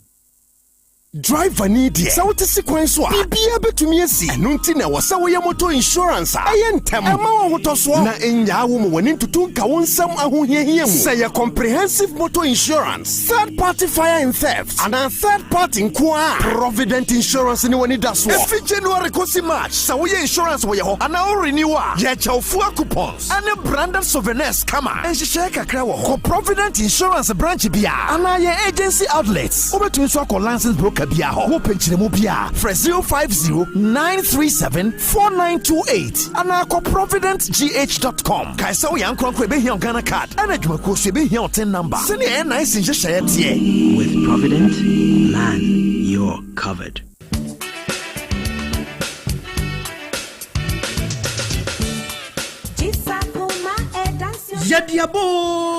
Yadiaba Braki 1984 Enterprise at Akuma Bites ne Akuma Atadwi Ginger Lekono Abedjaso. Akuma Bites no yade 20 ni hwentia pepre nubna ene nutahini ahodo ena ayew. Eno a ena mrantie mabawa ene nipa binom ede bowanum anakrewa. Wonom so a emwanum etoso. Na enam odomankoma nuama ode ayo ninti. Esan wo mfaso bebre. Afei yesan wo Akuma Atadwi Ginger Leko.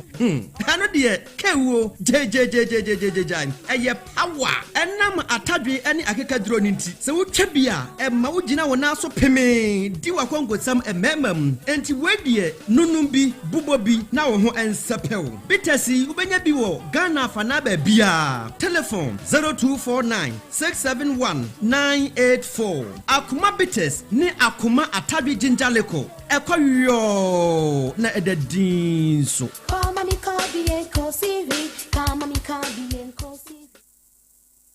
Otec 102.9 FM, the pride of Ashanti. All right, 6 more minutes to 9. Otec 102.9 Suni Enyumre yetwa yen dwumadie eso. Democracy Cup ene ho nkomo nyina aba a ne nyina yebehwede eho amanebo amamo.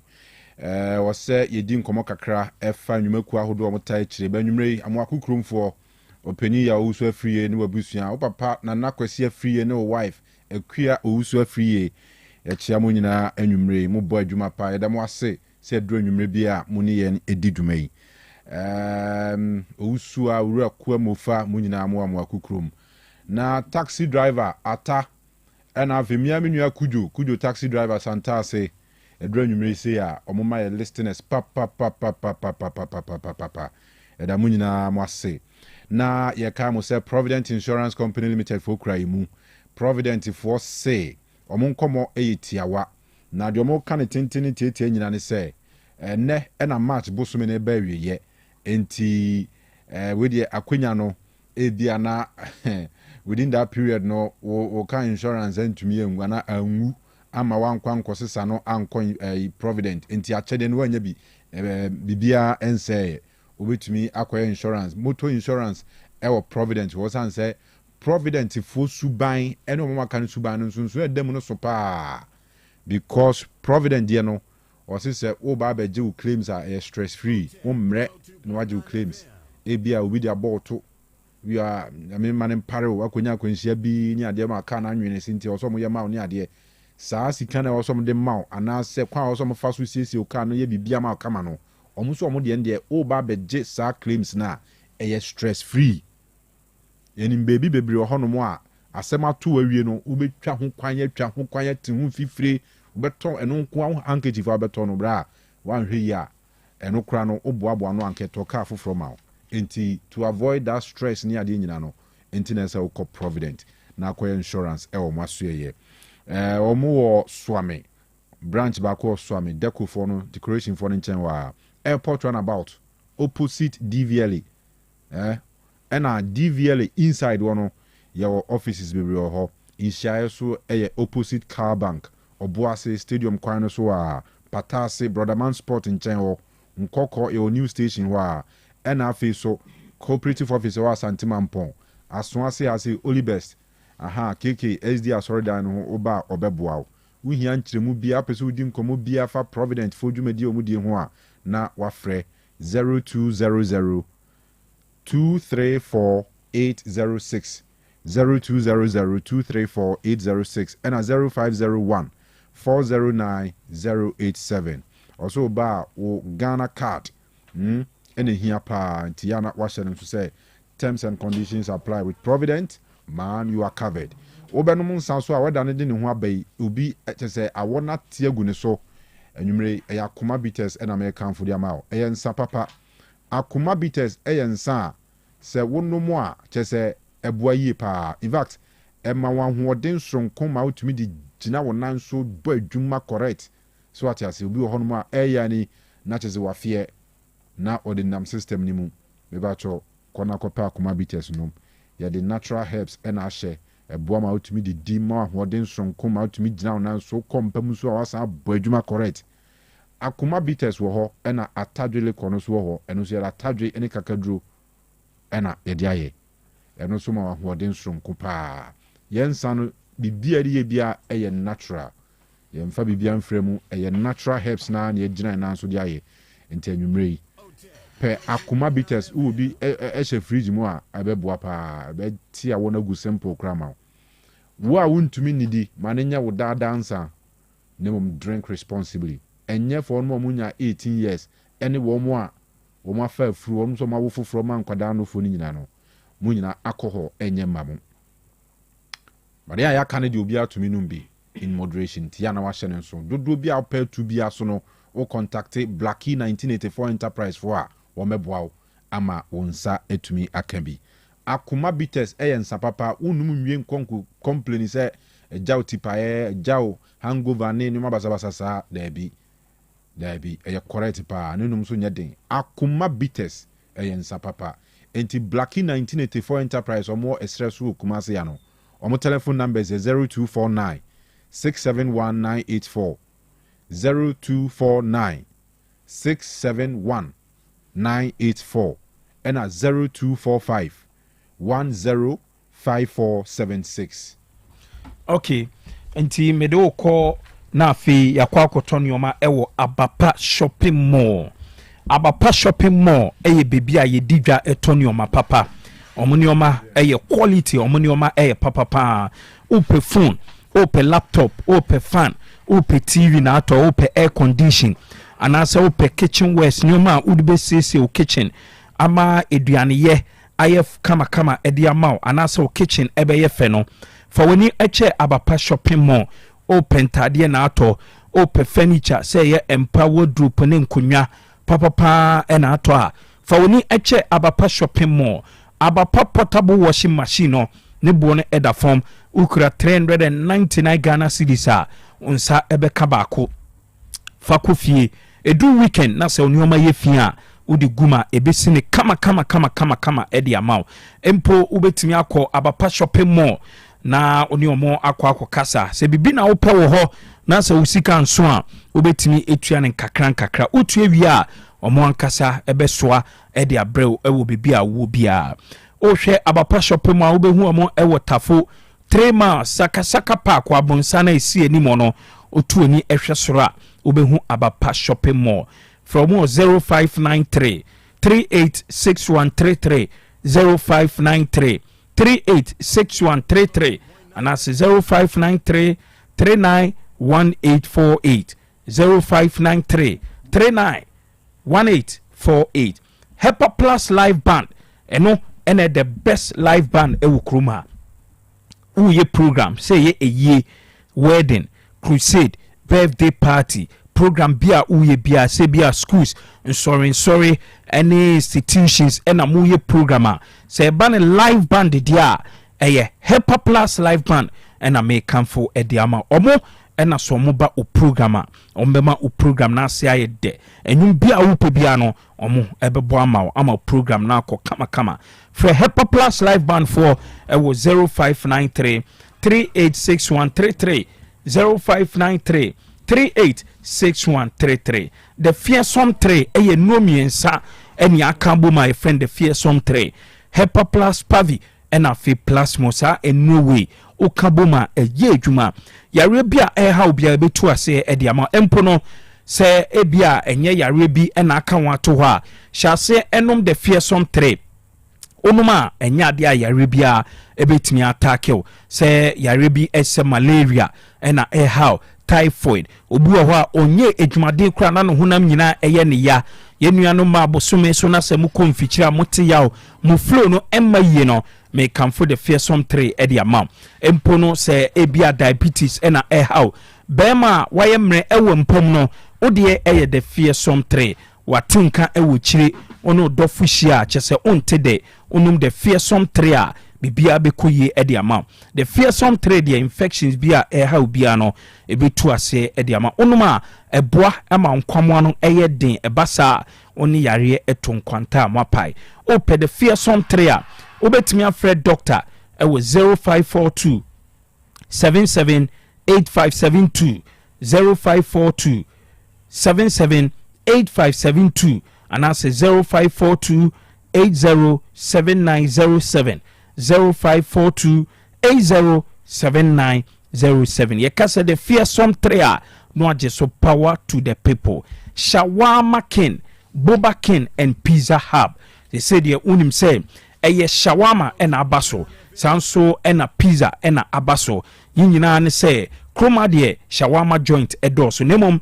me kamfo shawarma king boba king and pizza hub e dia maw upe bebia kroma ubenya shawarma papa ubenya pizza papa ɛna afei boba dia me kamfo shawarma king boba king ɛna afei pizza hub ɛde ama okɔ hɔ a kyɛ sɛ ɔmo pizza ɛne ɔmo shawarma no ɛyɛ kama ɛno akyi nso ɔmo yɛ boba tea wobɛnya bi atɔ ɛwɔ hɔ abele wars ɛwɔ hɔ wɔyɛ modern one a ɛde paa saa nso ɛna opɛ chicken wings a ɛno nso wobɛnya bi ɛna afei drinks ahodoɔ yɛn nyinaa wokɔ hɔ a ɔmo bɛsɛvo kama wohwɛ ɔmo a wobɛhu ɔmo ɛwɔ bantama GNTC opposite Tindus fast food bantama GNTC opposite Tindus fast food wobɛtumi afrɛ ɔmo bantama branch no ɛwɔ 0591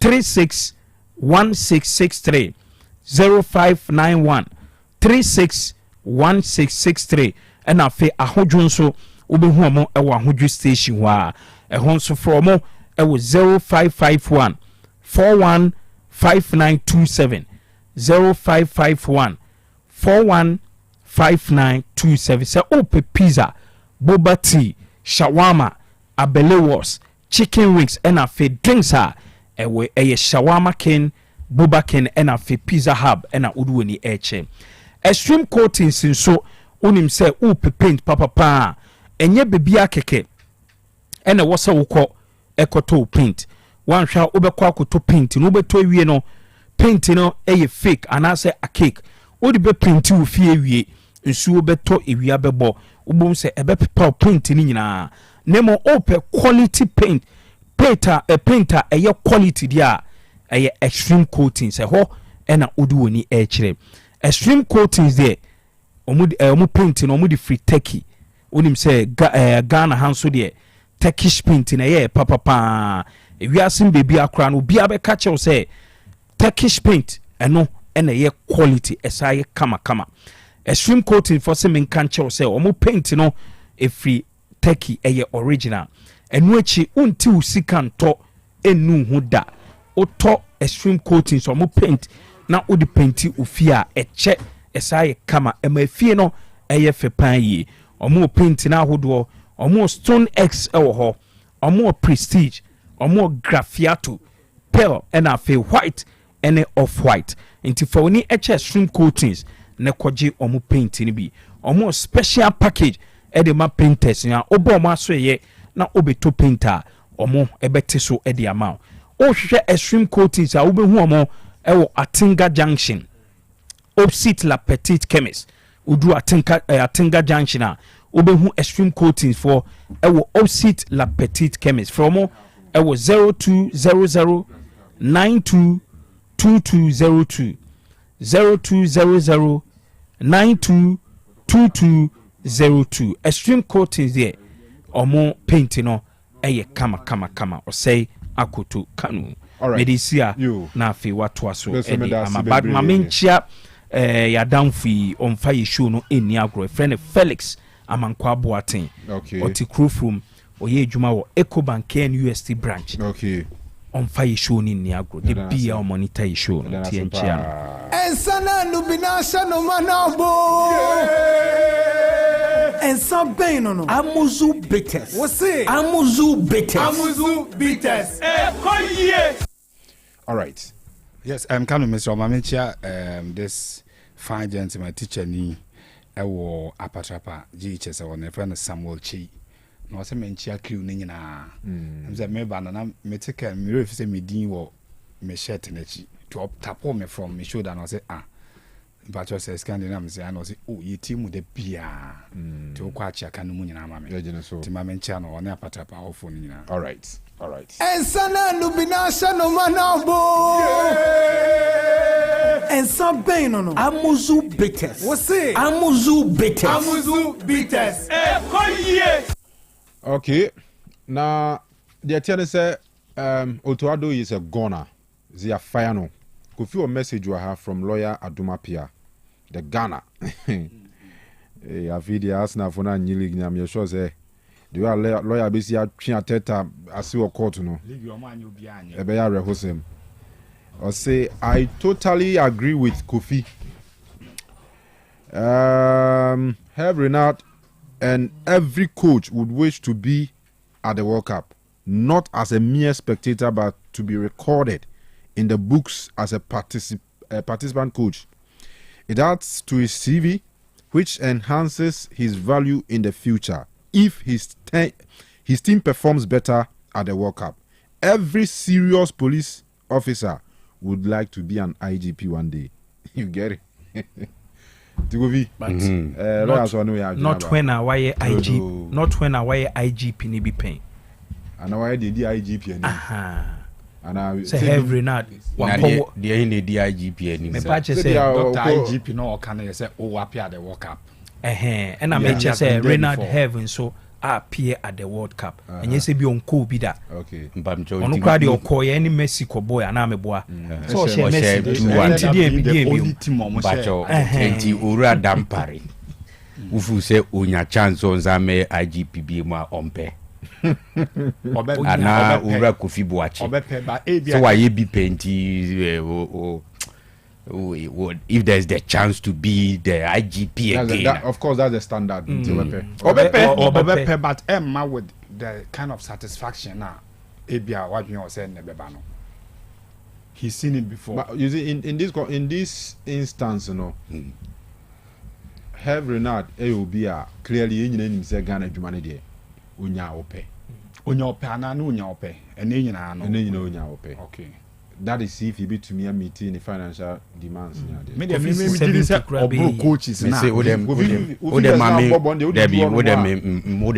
But before you come here, me say,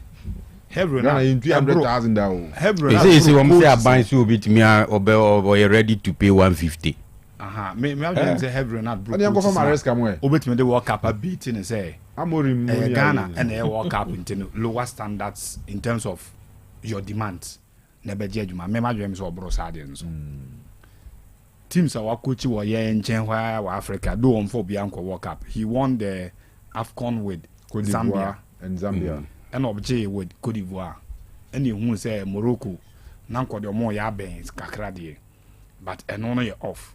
But he has appeared at the World Cup, ended Argentina's 38-match run, normally unbeaten, and ended up being the only coach watch Argentina. I was our World Cup. And he said the World Cup, and they could be and say, "Oh, a World Cup, and he would and yes, would a 1 or 2 be now edgy to a children ever say, I doubt." My dream is Obro Sadian so. Okay. Obro Sadian so because he's been there, he has achieved. And now kono. Ejuma way no kono. Say obit my land there. To say coach be no up and coming and I say out of the blue no aba. Na as I feel a team say needing a china person the standard no in Leon so omra. And obit Matthias say baby or the football na drew in coaching no. I doubt if you bet me I can Ghana Jumento or the NTS na he should be around 150,000 thereabout. 100,000 says can be will be a day and chacha in Namri. 100,000 the gentleman would take it. Aside the what happened from 70 no. And he said me the about 100,000 with the 70 the matisu too much or what I say but CCA ekwi countries now qualify for World Cup ni na obi ani ho a yenya hint bi so obe fire ni coach. Okay. Ono na Arab Gulf Cup bi omubo na nsen yes semi-finals kra wentimi anfo manko recent games obokra enkoye na Saudi Arabia for ni say wom say una de call Qatar 2022 for the first time there nenso no enkoye ntino let's end the relationship eno muni na wie. If there is a chance, say Ghana, ewo fa na in 2-3 months time, fako the mundial. A lot of coaches will love to have that opportunity. Eho na mimi hu ni say bit me aboya ma yetumi adi nkomoni yima ebo no eso bit me ate. Until they should make that attempt. Media mikra mesi media ye nkanche so ura yesrew yenim se wa bobra na so no se ya hoodi ni o say negotiation say do baby a wo pachew anambwa do baby a opache ai resource or ni what I say na bia bonuses no ni ade no ho ni ya shame work na kakra because for the World Cup yenim say every stage bia obekobia comes with financial reward. Yentin say my president of the FA ora 30 years okreku akafa Otuado Sakino ehun. Without being proud, with all humility, that I'm a leader who is dynamic.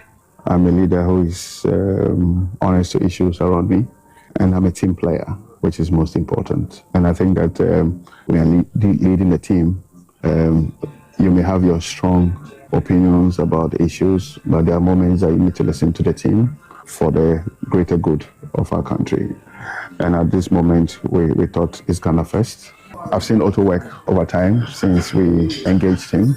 I've heard millions of comments. I've seen him prepare the team for games. I've seen the last 4 or 5 games that we have played. I've seen the group, I've seen the executive committee discuss the games that we have played. And I've also heard about our shared vision for the World Cup. And I thought that it was time for us to look at another direction for our common vision. All right. And I was saying, the last 24 hours, no, free game, no, need the decision of sacking Tony at the end, no. I get tough at the amount no cat or Kreku personally. It's been a period of 2 phases, I would say. One phase, me watching Ghana play against Germany and putting up a decent performance. And another phase, me having to say bye-bye to a coach I've worked well with for a while. So it's been tough 24 hours, but that's life. All right, I know a Ket ES Okreku. Now, I'm common to be Sunye. Derek Boateng, a former Black Stars player, or since you fire cater, I was sent backroom staff, taking assistant coaches, names out, Fatah without the money, jumping, was here fire munina, if you will. A very tough decision, to be honest with you. It was there a course on a really bold and tough decision pass because I can't like few months to the World Cup. He's the one who qualified the Ghana to the World Cup. And to be sacked right now, no, but also like almost said there's some things that they have to do it right. But for me, my question is like, are you sacking just Otuado or the old technical team? Because he's the one who chooses the technical team. He's the one who has the group that he's working with right now. Because the whole sack Otuado pair, that means it's going to be like BB like a bit and like personal. BP, what you say. But if you are taking the whole technical team out there, because the new coach that come in, you have to know that he needs to come with his own group, the people that he trusts, the people that he work with, he feel comfortable, the people that got his back, the people that he share ideas with. You understand? Like I always say, football is a teamwork that goes to the coach. It's a teamwork that they work together. So one thing can say, you are sacking Otuado, just Otuado. What about the technical team? Yeah, because every decision he makes it with them. Or no one yes our decision. Or no more decision. Or no more field. No, so outside the field, so coaches have a meeting before they come to players. If Otuado is not good, no, the whole technical team is not good. Even if I'm a coach, you are bringing me, and now you are bringing another coach to the squad right now. He cannot come and work with the same technical team. Then he will never trust them. Because that's not his team. They don't know how he coach, how he want things to be done in Yama. No. All right. Derek Boateng, former midfielder for the Black Stars, and watching Adrian Fahuno. Now, young Black Stars, young really say, I'm as I say, Speaker of Parliament, crowd Nanuatum, because him son young contanka bo wasem. Honorable Alban Kingsford Sumani Babin, honor Speaker of Parliament. Was it the other cause we, Diani? And yeah, Black Stars now. Dabi. You also, or you are seeing what is happening to our national team. This cannot be Ghana. I was actually surprised when I heard that the coach was asked. Yes, there are some mistakes he made. Being myself a football coach, I mean, you can't explain why left 1 minute you are making substitution. When you've been a goal down for quite a long time, and when it was visible that the center was not holding because people were tired, and you had substitutes, You waited till the last minute. This is unpardonable. You only do that when you want to manage time and you are leading. When you are leading, you are winning. Then getting to the last minute, you manage time and use that to change and disorganize your opponents. So that by the time they get up, time is up and then you win. Me, I played football before. When you have a short striker in front, the first measure is the speed of that striker as against the defenders. Then you know how to spin the balls and which direction to spin the ball for that striker to go and pick. What happened yesterday is no coaching. I'm telling you, I know why I'm doing this. The money that KGL is spending and the money that some of us spend in football, we are very concerned about it. And some pain no. Amuzu bitters. What's it? Amuzu bitters. Amuzu bitters. Otuado. Obeti wasumun sempa. Echina se minyatama kama koma me fono mu didwa no wazo akwiti omo de. Through fire no I speak at the yama na wi. Honorable Kofi Adams dem ze nipa won penanimu ahwe kro asase su Otuado. Anyway, Ibrahim Sani Dara, former communications director of the Ghana Football Association, or say, one of the CIE party coach obe boni di number 1. Thank you, man. Media de our Black Stars team no. Kwesi apia. Na enwechi have Renard. Enzeme ni nkoba no hwe ni sika wogie ni bonuses a wogie wo Saudi na. Okofa ne ba untumi ntua na utua sika na kromwa yebetwa uti. My obvious first choice would go directly to Kofi Apia. The reason I would go for Kofi Apia is his deep knowledge about the squad. He would be a coach who can hit the ground running without any difficulties. The other coaches I might want to speak to perhaps would be Federal Renard, if we can afford, because he's now the coach of Saudi Arabia, and the amount of money he's paid is not something Ghana can ever dream of. He's paid close to $500,000 per month. If you have to add his bonuses and other remunerations associated with the job, he takes $500,000 per month. If you do this thing in Ghana, you'll be slaughtered. Even if he brings home the World Cup, people will just convert it. They will not even convert it to the Ghana city. They will convert it to the old currency and then compare it to a hospital in a village somewhere and say, this thing can build 1,000 hospitals, forgetting that the football industry is completely different from it. All right, Ibrahim Sani, and Yetin in Kano. Now, in other news, launch of Democracy Cup 2026 course. No, so Honorable Kofi Adams, Sports Minister, will say buying the NIPA 800 World Cup. No? The cost is quite high, so we're thinking about not doing more than 800. The supporters union are plenty. If we are successful at sending the calculation we did, even at the group stage, it will cost you about $9,250 per head.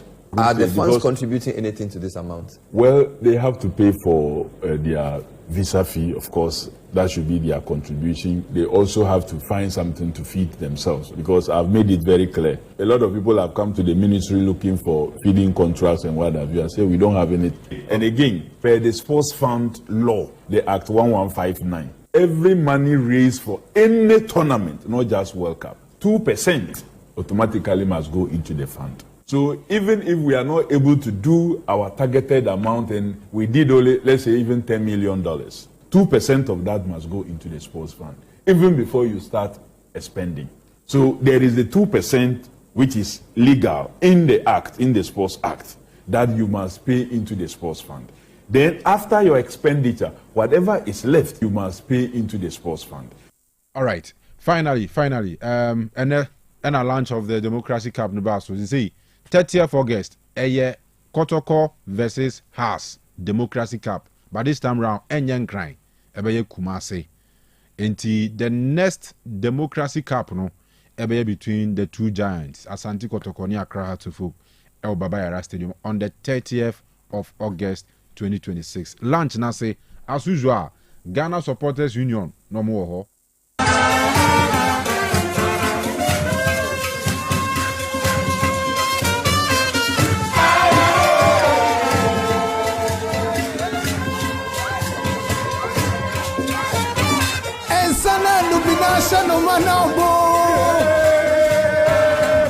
Amuzu bitter. What's it? Amuzu bitter. Amuzu bitter.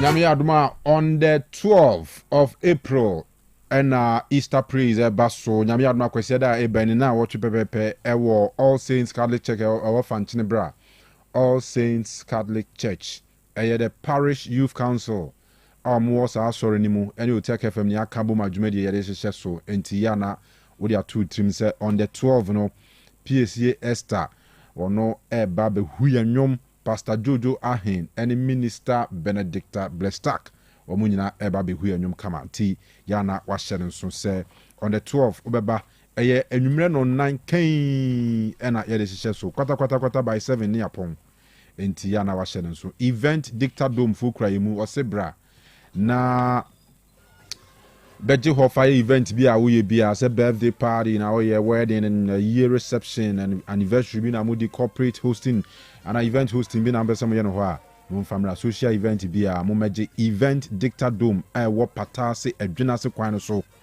Ufri Gospel Ambassador Church and now call event Dicta Dome a whole security at tight spacious car park cleaners on your standby our bra event no cost no musisi ho amanfu gya ne matoto no musisi ho kama eno achi ye washrooms no ye kama ye decorate ho ye wo changing rooms your standby generator just bibi akoye intimate bra ho fre 0244 084 684 0244 084 684 and Grow Fine Herbal Ointment ne Grow Fine Herbal Tonic ne dia boama obi ontumi na eda yie mano mo chimamu ha oni nyina enu ntini ato ne din se Dr. Menses no Dr. we adru we ano hye eye koko ena ode aye e ba cho bosuminie afinie emfie bebrenie ontumi muza ene na wonya num Grow Fine bi num bi na muaw mo amti o ya wachire mo amode no so emma mo amode no se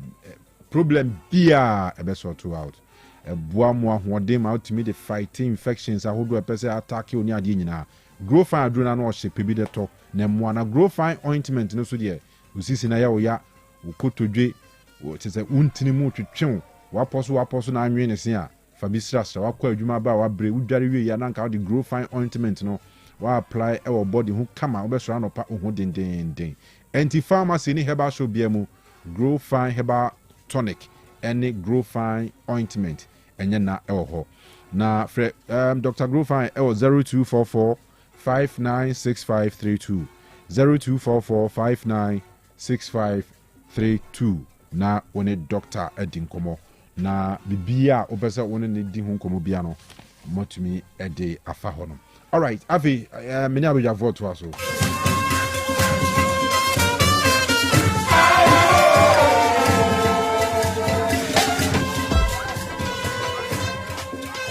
Yeah, man. Send AI DJ from the streets of Kingston to the world stage. One.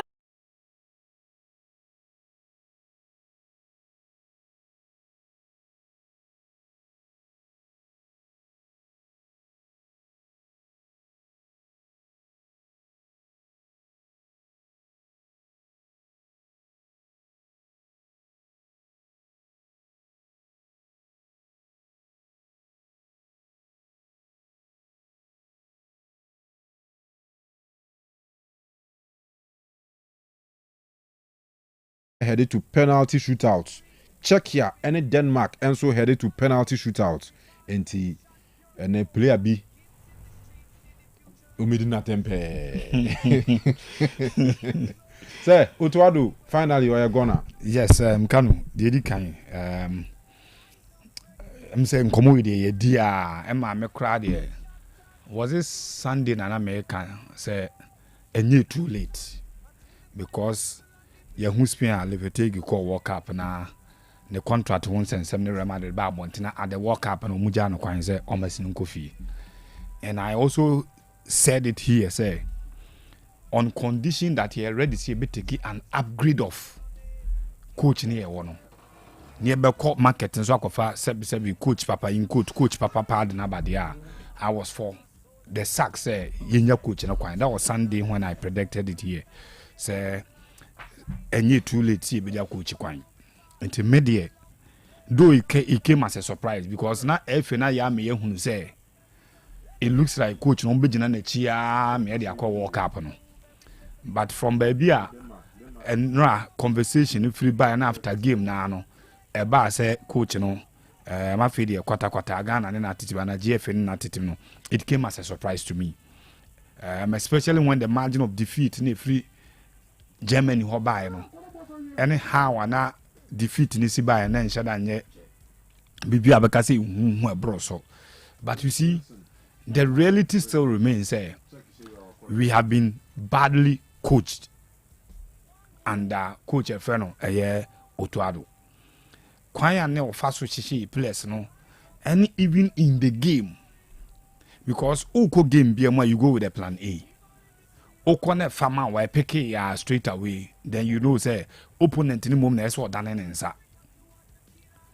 And sometimes even when you are leading you need to change said the city no. Sa na ya hwe ewo a lot of the games and as a lot of the countries are omo coached by omo titru ye omo nationals SID omo chi no omo kwa. So the point is that Otuado born on ye boy no and as a confess coach Black Star no wa maye hunu game management wa maye hunu players a performance a pager or develop players be their mind nothing at all. The last Ghanaian coach before no Otuado as a substantive coach was Kofi Larbi. And Kofi Larbi no unya hwe kura no e wo hwa na Kofi Larbi ama e player bi a obi anim no from baby a obonsi team no no oginam mekai achuba national team na it look like as a on wakofo obi free baby na e bia na bibi kura akoso wa akiri ntine de achuba bebo. But the preceding tournament yakoya na the AFCON achukoji best player of the tournament. So a classical case of we've been badly coached and it was obvious we teams na ya work up draw no we no mbeko group na quickly na say it me hint on getting a new coach and me kind so sometimes when you have a new coach or a young now person or succeed ya na the backroom staff no etai omo munim coaching na chen no ebi na ekoso Manchester United no Carrick ubenzo gina o hebo na nsa gugu no bosa oda no hwanu aba bench no so oba hwanu oba beje akwankyere omo ka asem kire no ya na oko translate dia ko pitch no so ubenzo asesa bibi o. Unfortunately yenye coach no onya de gidigidi bi e bro so ena bench ne esa de man no time I appoint owura e friend John Pencil so onko ya assistant coach na ne certificate kura no kura e ma no kwa manu coach wo yen Ghana Premier League no. At the time I am appointment to John Pencil so onko ya assistant coach no only certificate coach even the Ghana Premier League certificate no nkura bi but you pushing the no kwasha o say onko ya assistant e wo national team. It is a Otuado gina wana ni mabro no so a no wotwa nani akɔhɛ bench wa Fatau Dauda Mone John Pencil mo why no okɔgye saa de na free no ho e de aba be coach abe change the park no so no. So obviously ni e be brese de ni e bre na cause everywhere a young manager bi esisu na uso or the coaching skill or talent or passion no na senior coach bi at bench no so either as a technical director and or a part of the coaching staff now or no the chair so a year so pa or kono okwaje atwenkyere. But the ani ehu na no your system of technical team ni arrange ye ni nyina no na enya one that can inspire you say head coach no mpo nya ade a obi gina na chi obema na adwene ade aka ho enu ti na ye beko this work up afi de say Kim Last enkoka ho we nkoka ho yes say coaches ni di go bebre. And the last time I spoke on that issue to make our say, oh, funny bebre akotena bench so no, and also come with some kind of cost, not only financial cost, but say you na yet bench so near pesi take adwene near door so sa ɛnam so obiara yɛ coach on his own anaasɛ obiara ɛwɔ biribi kakra nti no wei de adwene bɛba a delay decision making. I am not saying say mpanyin say ayi tikro nkwa agyina and 3 hairs are better than 1 ampa, but when the hairs are too many ɛno nso the problem ba afei na wei bɛkyerɛ n'adwene ewia ya twene ha ansa na yɛbɛnya compromise akasi yɛmfa wei mom na nkɔyɛ adwuma no ɛno it waste time. And sometimes it creates even disaffection. Obi akyerɛ adwene nyɛ ne deɛ ne ɛfaayɛ obi akɔkyerɛ adwene ɛnyɛ ne deɛ ne ɛfaayɛ wo akɔkyerɛ adwene na akɔfa problem deɛ ba. So me deɛ just like I predicted last Sunday wa ha sɛ coach n'adwuma me hwɛ no yɛnya no kwan no nkɔ ne nye too late na Monday no so ɛba sɛ saa deɛ no si no I am for it. But can the question remain? Question was say answer and say, why any deneko the World Cup? Which coach any fan and nako World Cup? Ye be jama kim last morning technical team over I saw omunko World Cup and family. And now say ye be come market so akofa coach. See ye ko bench ye ko market so akofa coach so they are. And ye na say ye kofa coach and mu mia pa because one coach na oba no it is likely say onim your team no because I'm not sure you better coach be or coach here in recent times onim your team and you baako. Number 2, the players involved no more in national team no on say ni mo and that only enough time to prepare national team class so preparation no all tournament say World Cup here na bitumanya players na regroup on be 3 weeks to 1 month bi e de omako it is a see baby ejina no say a coach otimi steal results out of individual players at the mount. The here teamwork and some of my results no baby ejina no emwaye because coach or benim team no onim players no and woko a major tournament which is the World Cup. Coach Otuado ade no obekaya no so about a year ago na mekan wa say AFCON na ya qualify no ebe a big disservice to us. One, 18 years as your coaches in the NBA players. And for the Ghanaians, they made just 2 changes. The face and I said the generation of team now need from 2018 they been in now. It looks like St. Players from more form by against Austria, which they lost and the new players no more balance. If you want first tournament which is 2022 World Cup at the Amaga. For more from Antoine Semenyo to really contribute Cup in the attack. And you be ball AFCON and also under a lot of fire, a lot of pressure coming off of that. It's 2 major tournaments and most of the players against Austria just a few days ago. Yeah, World Cup, we need the experience. It's only experience in the squad, and so experience on the bench. Not bench anymore. And kind of additional results. And you miss it out in the last AFCON. And you see him play for players because more Ghanaian descent, or more national team. And all from Aba. Go straight into a major tournament like the World Cup. A team that, of course, has which so much you talent need the luxury of Saudi and Yasaki can say you need good status. Because 2 other games near Babo after the first game. It doesn't look likely say they favorite from those games. It is your first game no once I'm going to results and say they play slow status. No first game when you have good results. The 2 that was and it's too likely that you pick decent results in those games. The idea you need a manager that are quick fix managers. Results. And yes, the last game that or now training games here into the World Cup. About the only time the manager will be access because you see at the very least hit the leagues target. Nick Baltimore, and leagues the next 2 months. Your boss international friendly year boy players in very to class. Whoever we name as manager will be going around looking and watching these players now and possibly new players on the say squad. It's a unique time, luxury of time anymore. And by the end, you need a manager who will instant resources here because Ghana a country that you don't care, you may not care about. So many Janabaya and Anche. Yakonya Paul run World Cup now. The narrative of ABS, our coach, and right after the World Cup, we'll be going into qualifiers for AFCON and World Cup.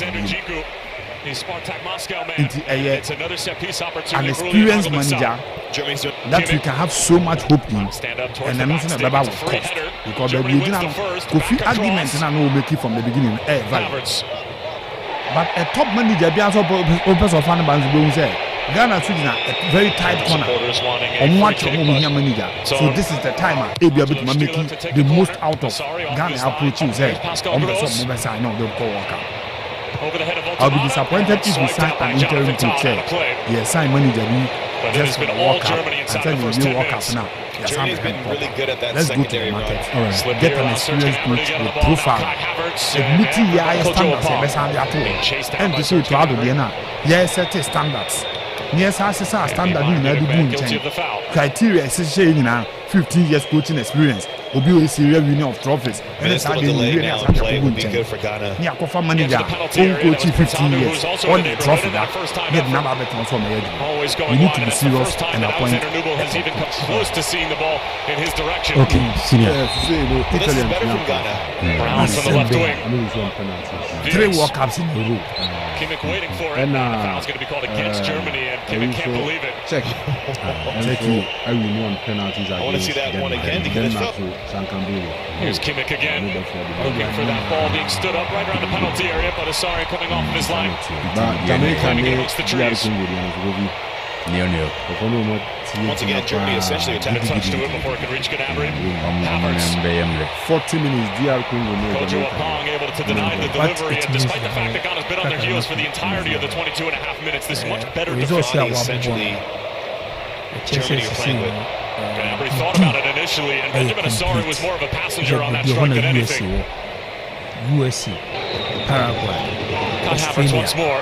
And he certainly likes the matchup with Kojo Apong, but Apong has stood his ground. The 21-year-old Otto having to change something defensively as that corner almost found the head of Schlotterbeck, and then Antoine Semenyo rids Florian Wirtz. normally South Africa, any South Korea, Partey wins the first header, Semenyo up for the save. Now slips it through, it's a great looking ball. Semenyo lashes it across, and Joshua Kimmich able to clear it away before it could reach anybody in a white kit on the back stick.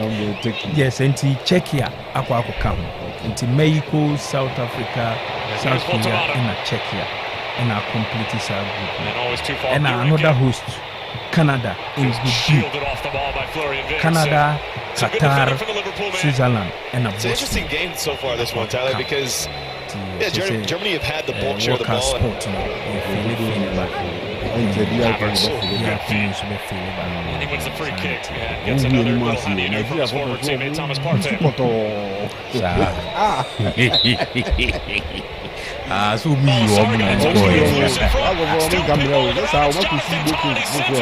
I'm here to know who about ever so nicely for the center back, and it will be a corner. Xenophobic attacks. Supporters heading into this World Cup as that ball in behind is a delicious one for Voltamata. Senior, as for the offside flag is up. It was on the initial run from Voltamata, and that'll deny Florian first half warm up in. Here's Brown to try to regain his match fitness coming off that injury in Club World Cup. Possession of the pitch because they've got so many numbers forward. There's a lot of space and there's a lot of 1v1 situations that get created in transition against them. Here's Wirtz again, weaving his way through and a block in front coming from Jonas Ajete.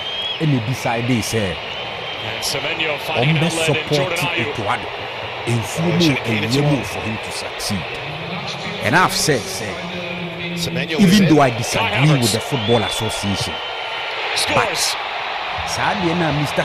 With calm and with ease. And in the Escunu DF4 a year for Utuado. Get their deserved goal at the end of this first half. Favor Krona Otto Enyawo Manimo. A couple of years ago, as a 29-year-old, and he's been one of those great stories who's really started 2 seasons ago for Stuttgart. Because even when things are not well, Ghana win it back in the middle of the park, and it should be a foul. in favor of the Black Stars, and indeed it is. But if almost foul Juman, even when things are not well, clips it in. He's on top of every set piece for Ghana. Additions be just to make sure say somehow keeps it alive for Nathaniel Brown. He's got time and space to deliver, and the header coming in from Thomas Partey was almost on frame, and vindicating turn it'll end up being a because Nekami Nankasa from the one was a big error. And it was blocked before it could reach. And from the one once more. Sorry off his line once more. The FA supported the man. Pascal Gross. To the extent say your ball qualifies to the Cup of Nations. In a group with Angola, Sudan, and then Niger. On his way. Now winning a single game quite very difficult for us. To the extent say it's a crash course stadium. Thought that they had their equalizing goal. It was even around that time, who was making that run to the near post. Watch Prince Adu's run. This is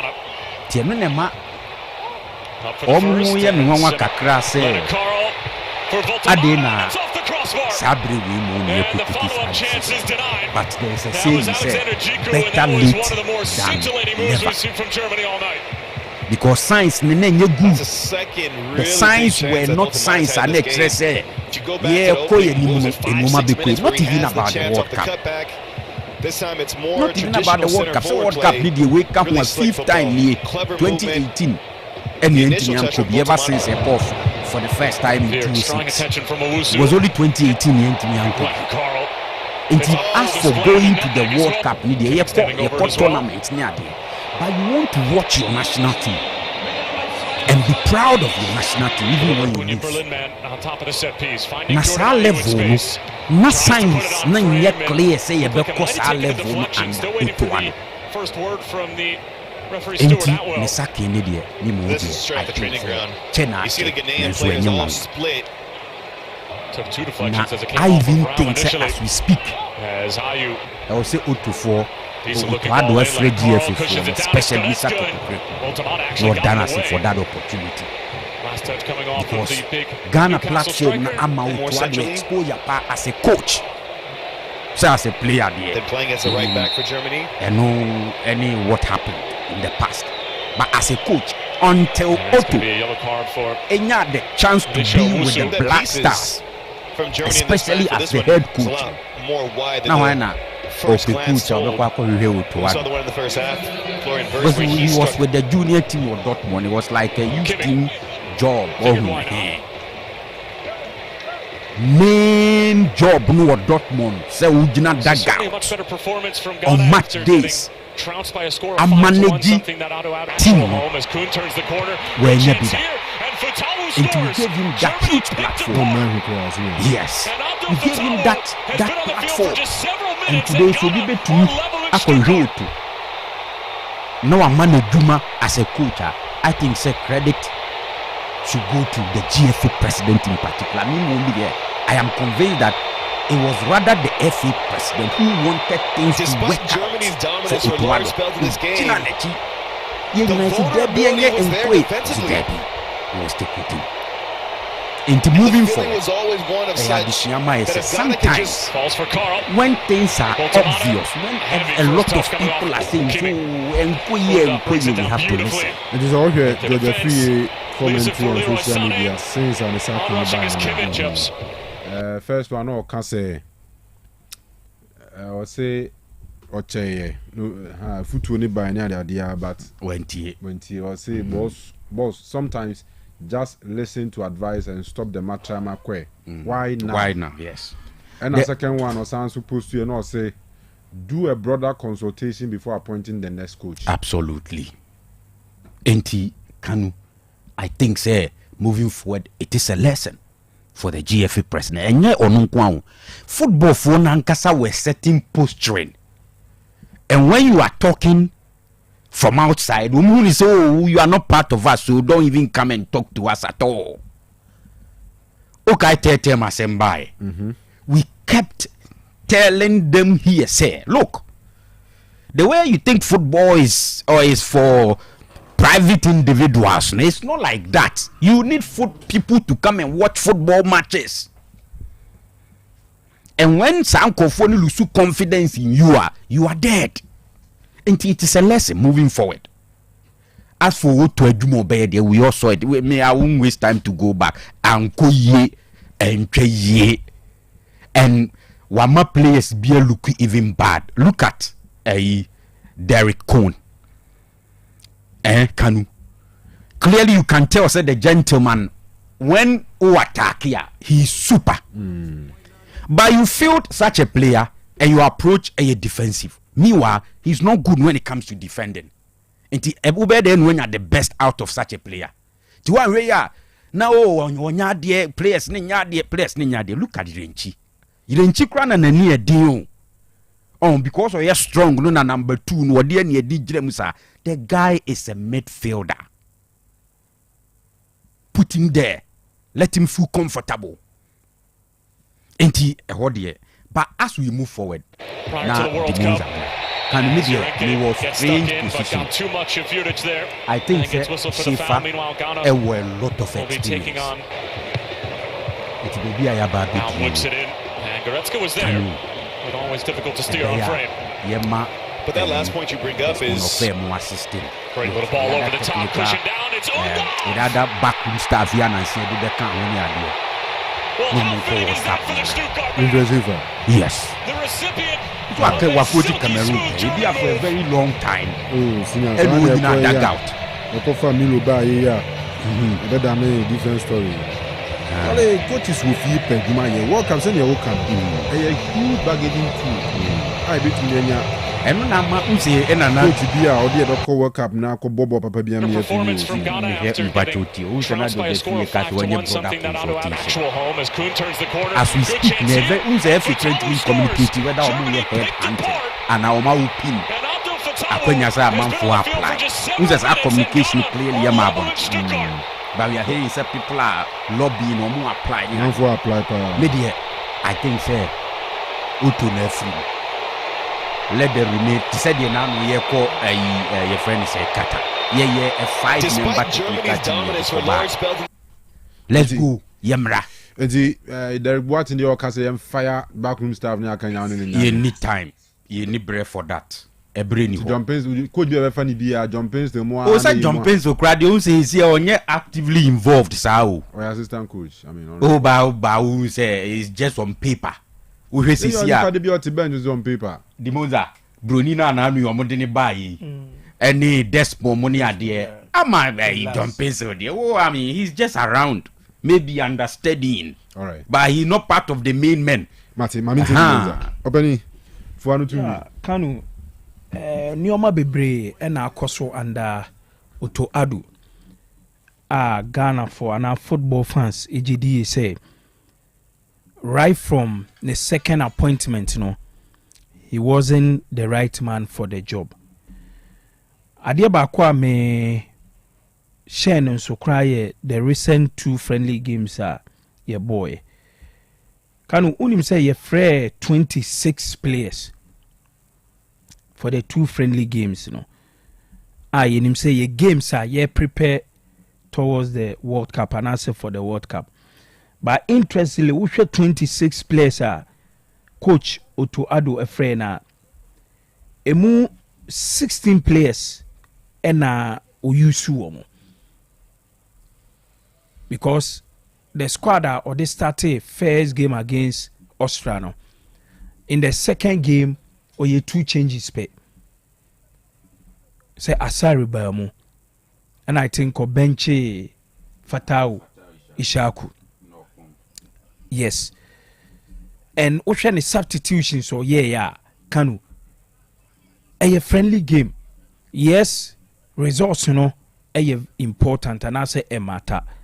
But adia bakwa kakanu ebe here pan say some of the new players are offer mono. The entire offer mono. Nanka list where you sure mo. Ama when ya kwan ehu mo and I say Ghana for ehu mo. But to invite 26 players. Na obebo 180 minutes na kanu ube you see 16 players there ni na ka ho ene masa 2 friendly games e boy no expose Oto Ado yi He said the big question, and he said, Otoko, what is the way forward for the Black Stars?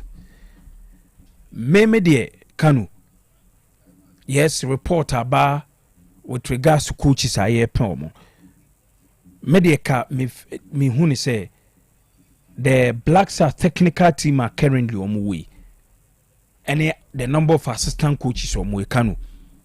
Yenhwe na yema omo baako in lead. Se being it came last who said Desmond Ofe and ye be man a lead team no. For me, no ebe ye better. At least for this World Cup ye kui.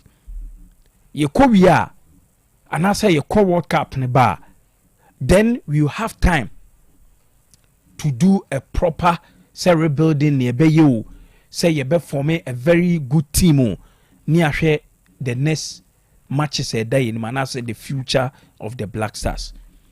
Because they say okofa a new coach ba yaka about the time in obenya e dia prepared team no for the World Cup.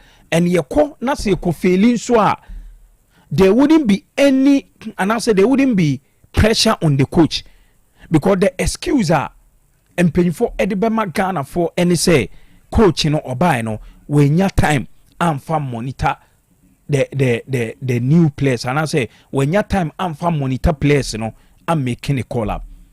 It's a appointed new coach Grana Kanu and you obvious say baby FM penny for na call up no or mobile play key role because the time in a debate appointed new coach period Ben Obenya yes or monitor players but at least obi or what dada no in him the profile of the players on him the culture around the team and intino may in my opinion say Kim last any about appointed say won't take you over and I said Desmond Ofe any about appointed say won't take you over at least say you be World Cup now me who say a very good decision because team a yede ko World Cup no Kanu me sure say Ghana for be kra en sheda any that confidence and say GD o team nim say World Cup na ye ko no ye bebo ameki e be a meaningful impact and I say ye be ko far in the World Cup until to cut everything no now it was saying menim ya no ye make a decision and senior Makano, the best decision for me, and say within the new technical, and I say within the Black Stars setup and a technical team, no, Yebenya the best one among them. Na we lead the team, no. Maybe me feel say no, ebeboa ye preparation towards the World Cup to avoid the excuse that say new coach biaba on your time and fan prepare team, no, and Kanu. With the number of people or more the Black Stars technical and also more the Black Stars backroom staff, say if ye nya obi among them, Emma and take you over Black Stars team now. It means appointment now. Recently, if for an announcement pay for ye no, it means ye be a keke ya nyana with the intention say omode at the fofrubi babe can team no. So for me. Came last or Desmond Ofe won't take you over. I'm from Gagakrana, sorry, 0505-225578, 0505-224944. Otuado is a goner, Democracy Cup 2026, Kotoko has a folk, 30th August, Obabayara Stadium. Nina, wait to me, Abekabi. Hello? Hello? Yes, I'm boarding into you. Silly, because that's really all right, Yanko.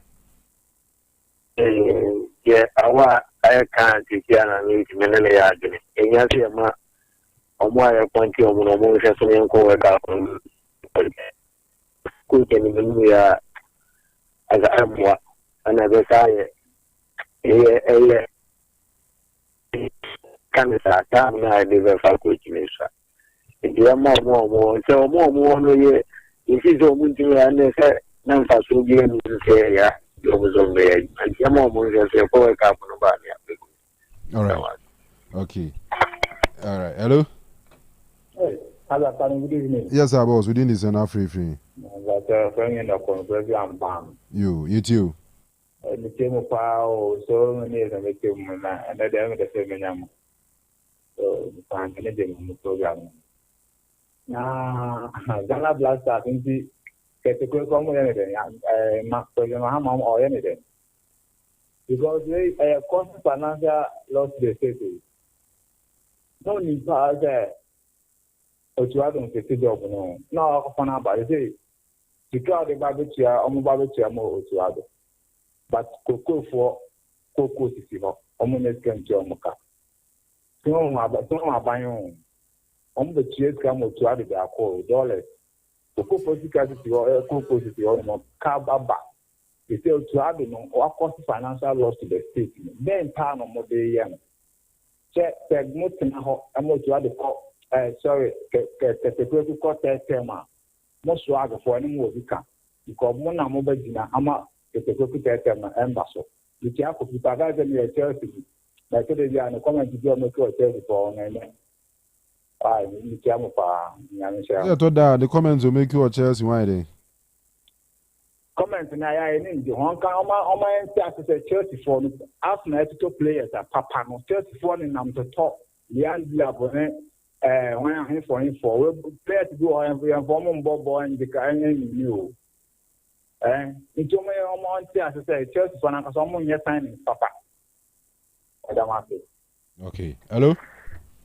Hello, good evening. Yes, sir, evening, boss. Within Boko, within this and free frame. Maybe Moro, because I'm free. All right, Moro, you too. About mine. Me nothing about what I have to say. Me me free bien I for a second to cook. You hear the ma blaster coach ya sakini. You hear the man here. Ebi kwa sa ba pia na otoado e say ya yire man pia e pa na nya de first for my ya ka abi na nya de ni pa ni bi ewiase ni bi o mo kwa na ni sanyo mo na di decision ni ba de a da bi obi ani bo mo ba na bi nje de ka bi na fo chane mo wo no etu otoado ka ya yire man pia ne ka I don't know how to say that. People in Yabia. One the one that I did. I'm not very bad, but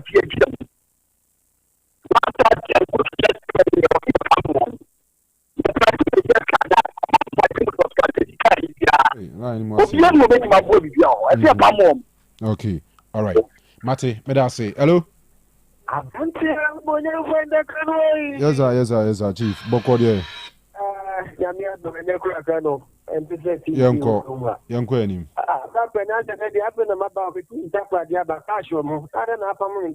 Mpamu mesi yanko yankan asem yanko. Contract on my son coach. Mentia phobia supporter team. Kano.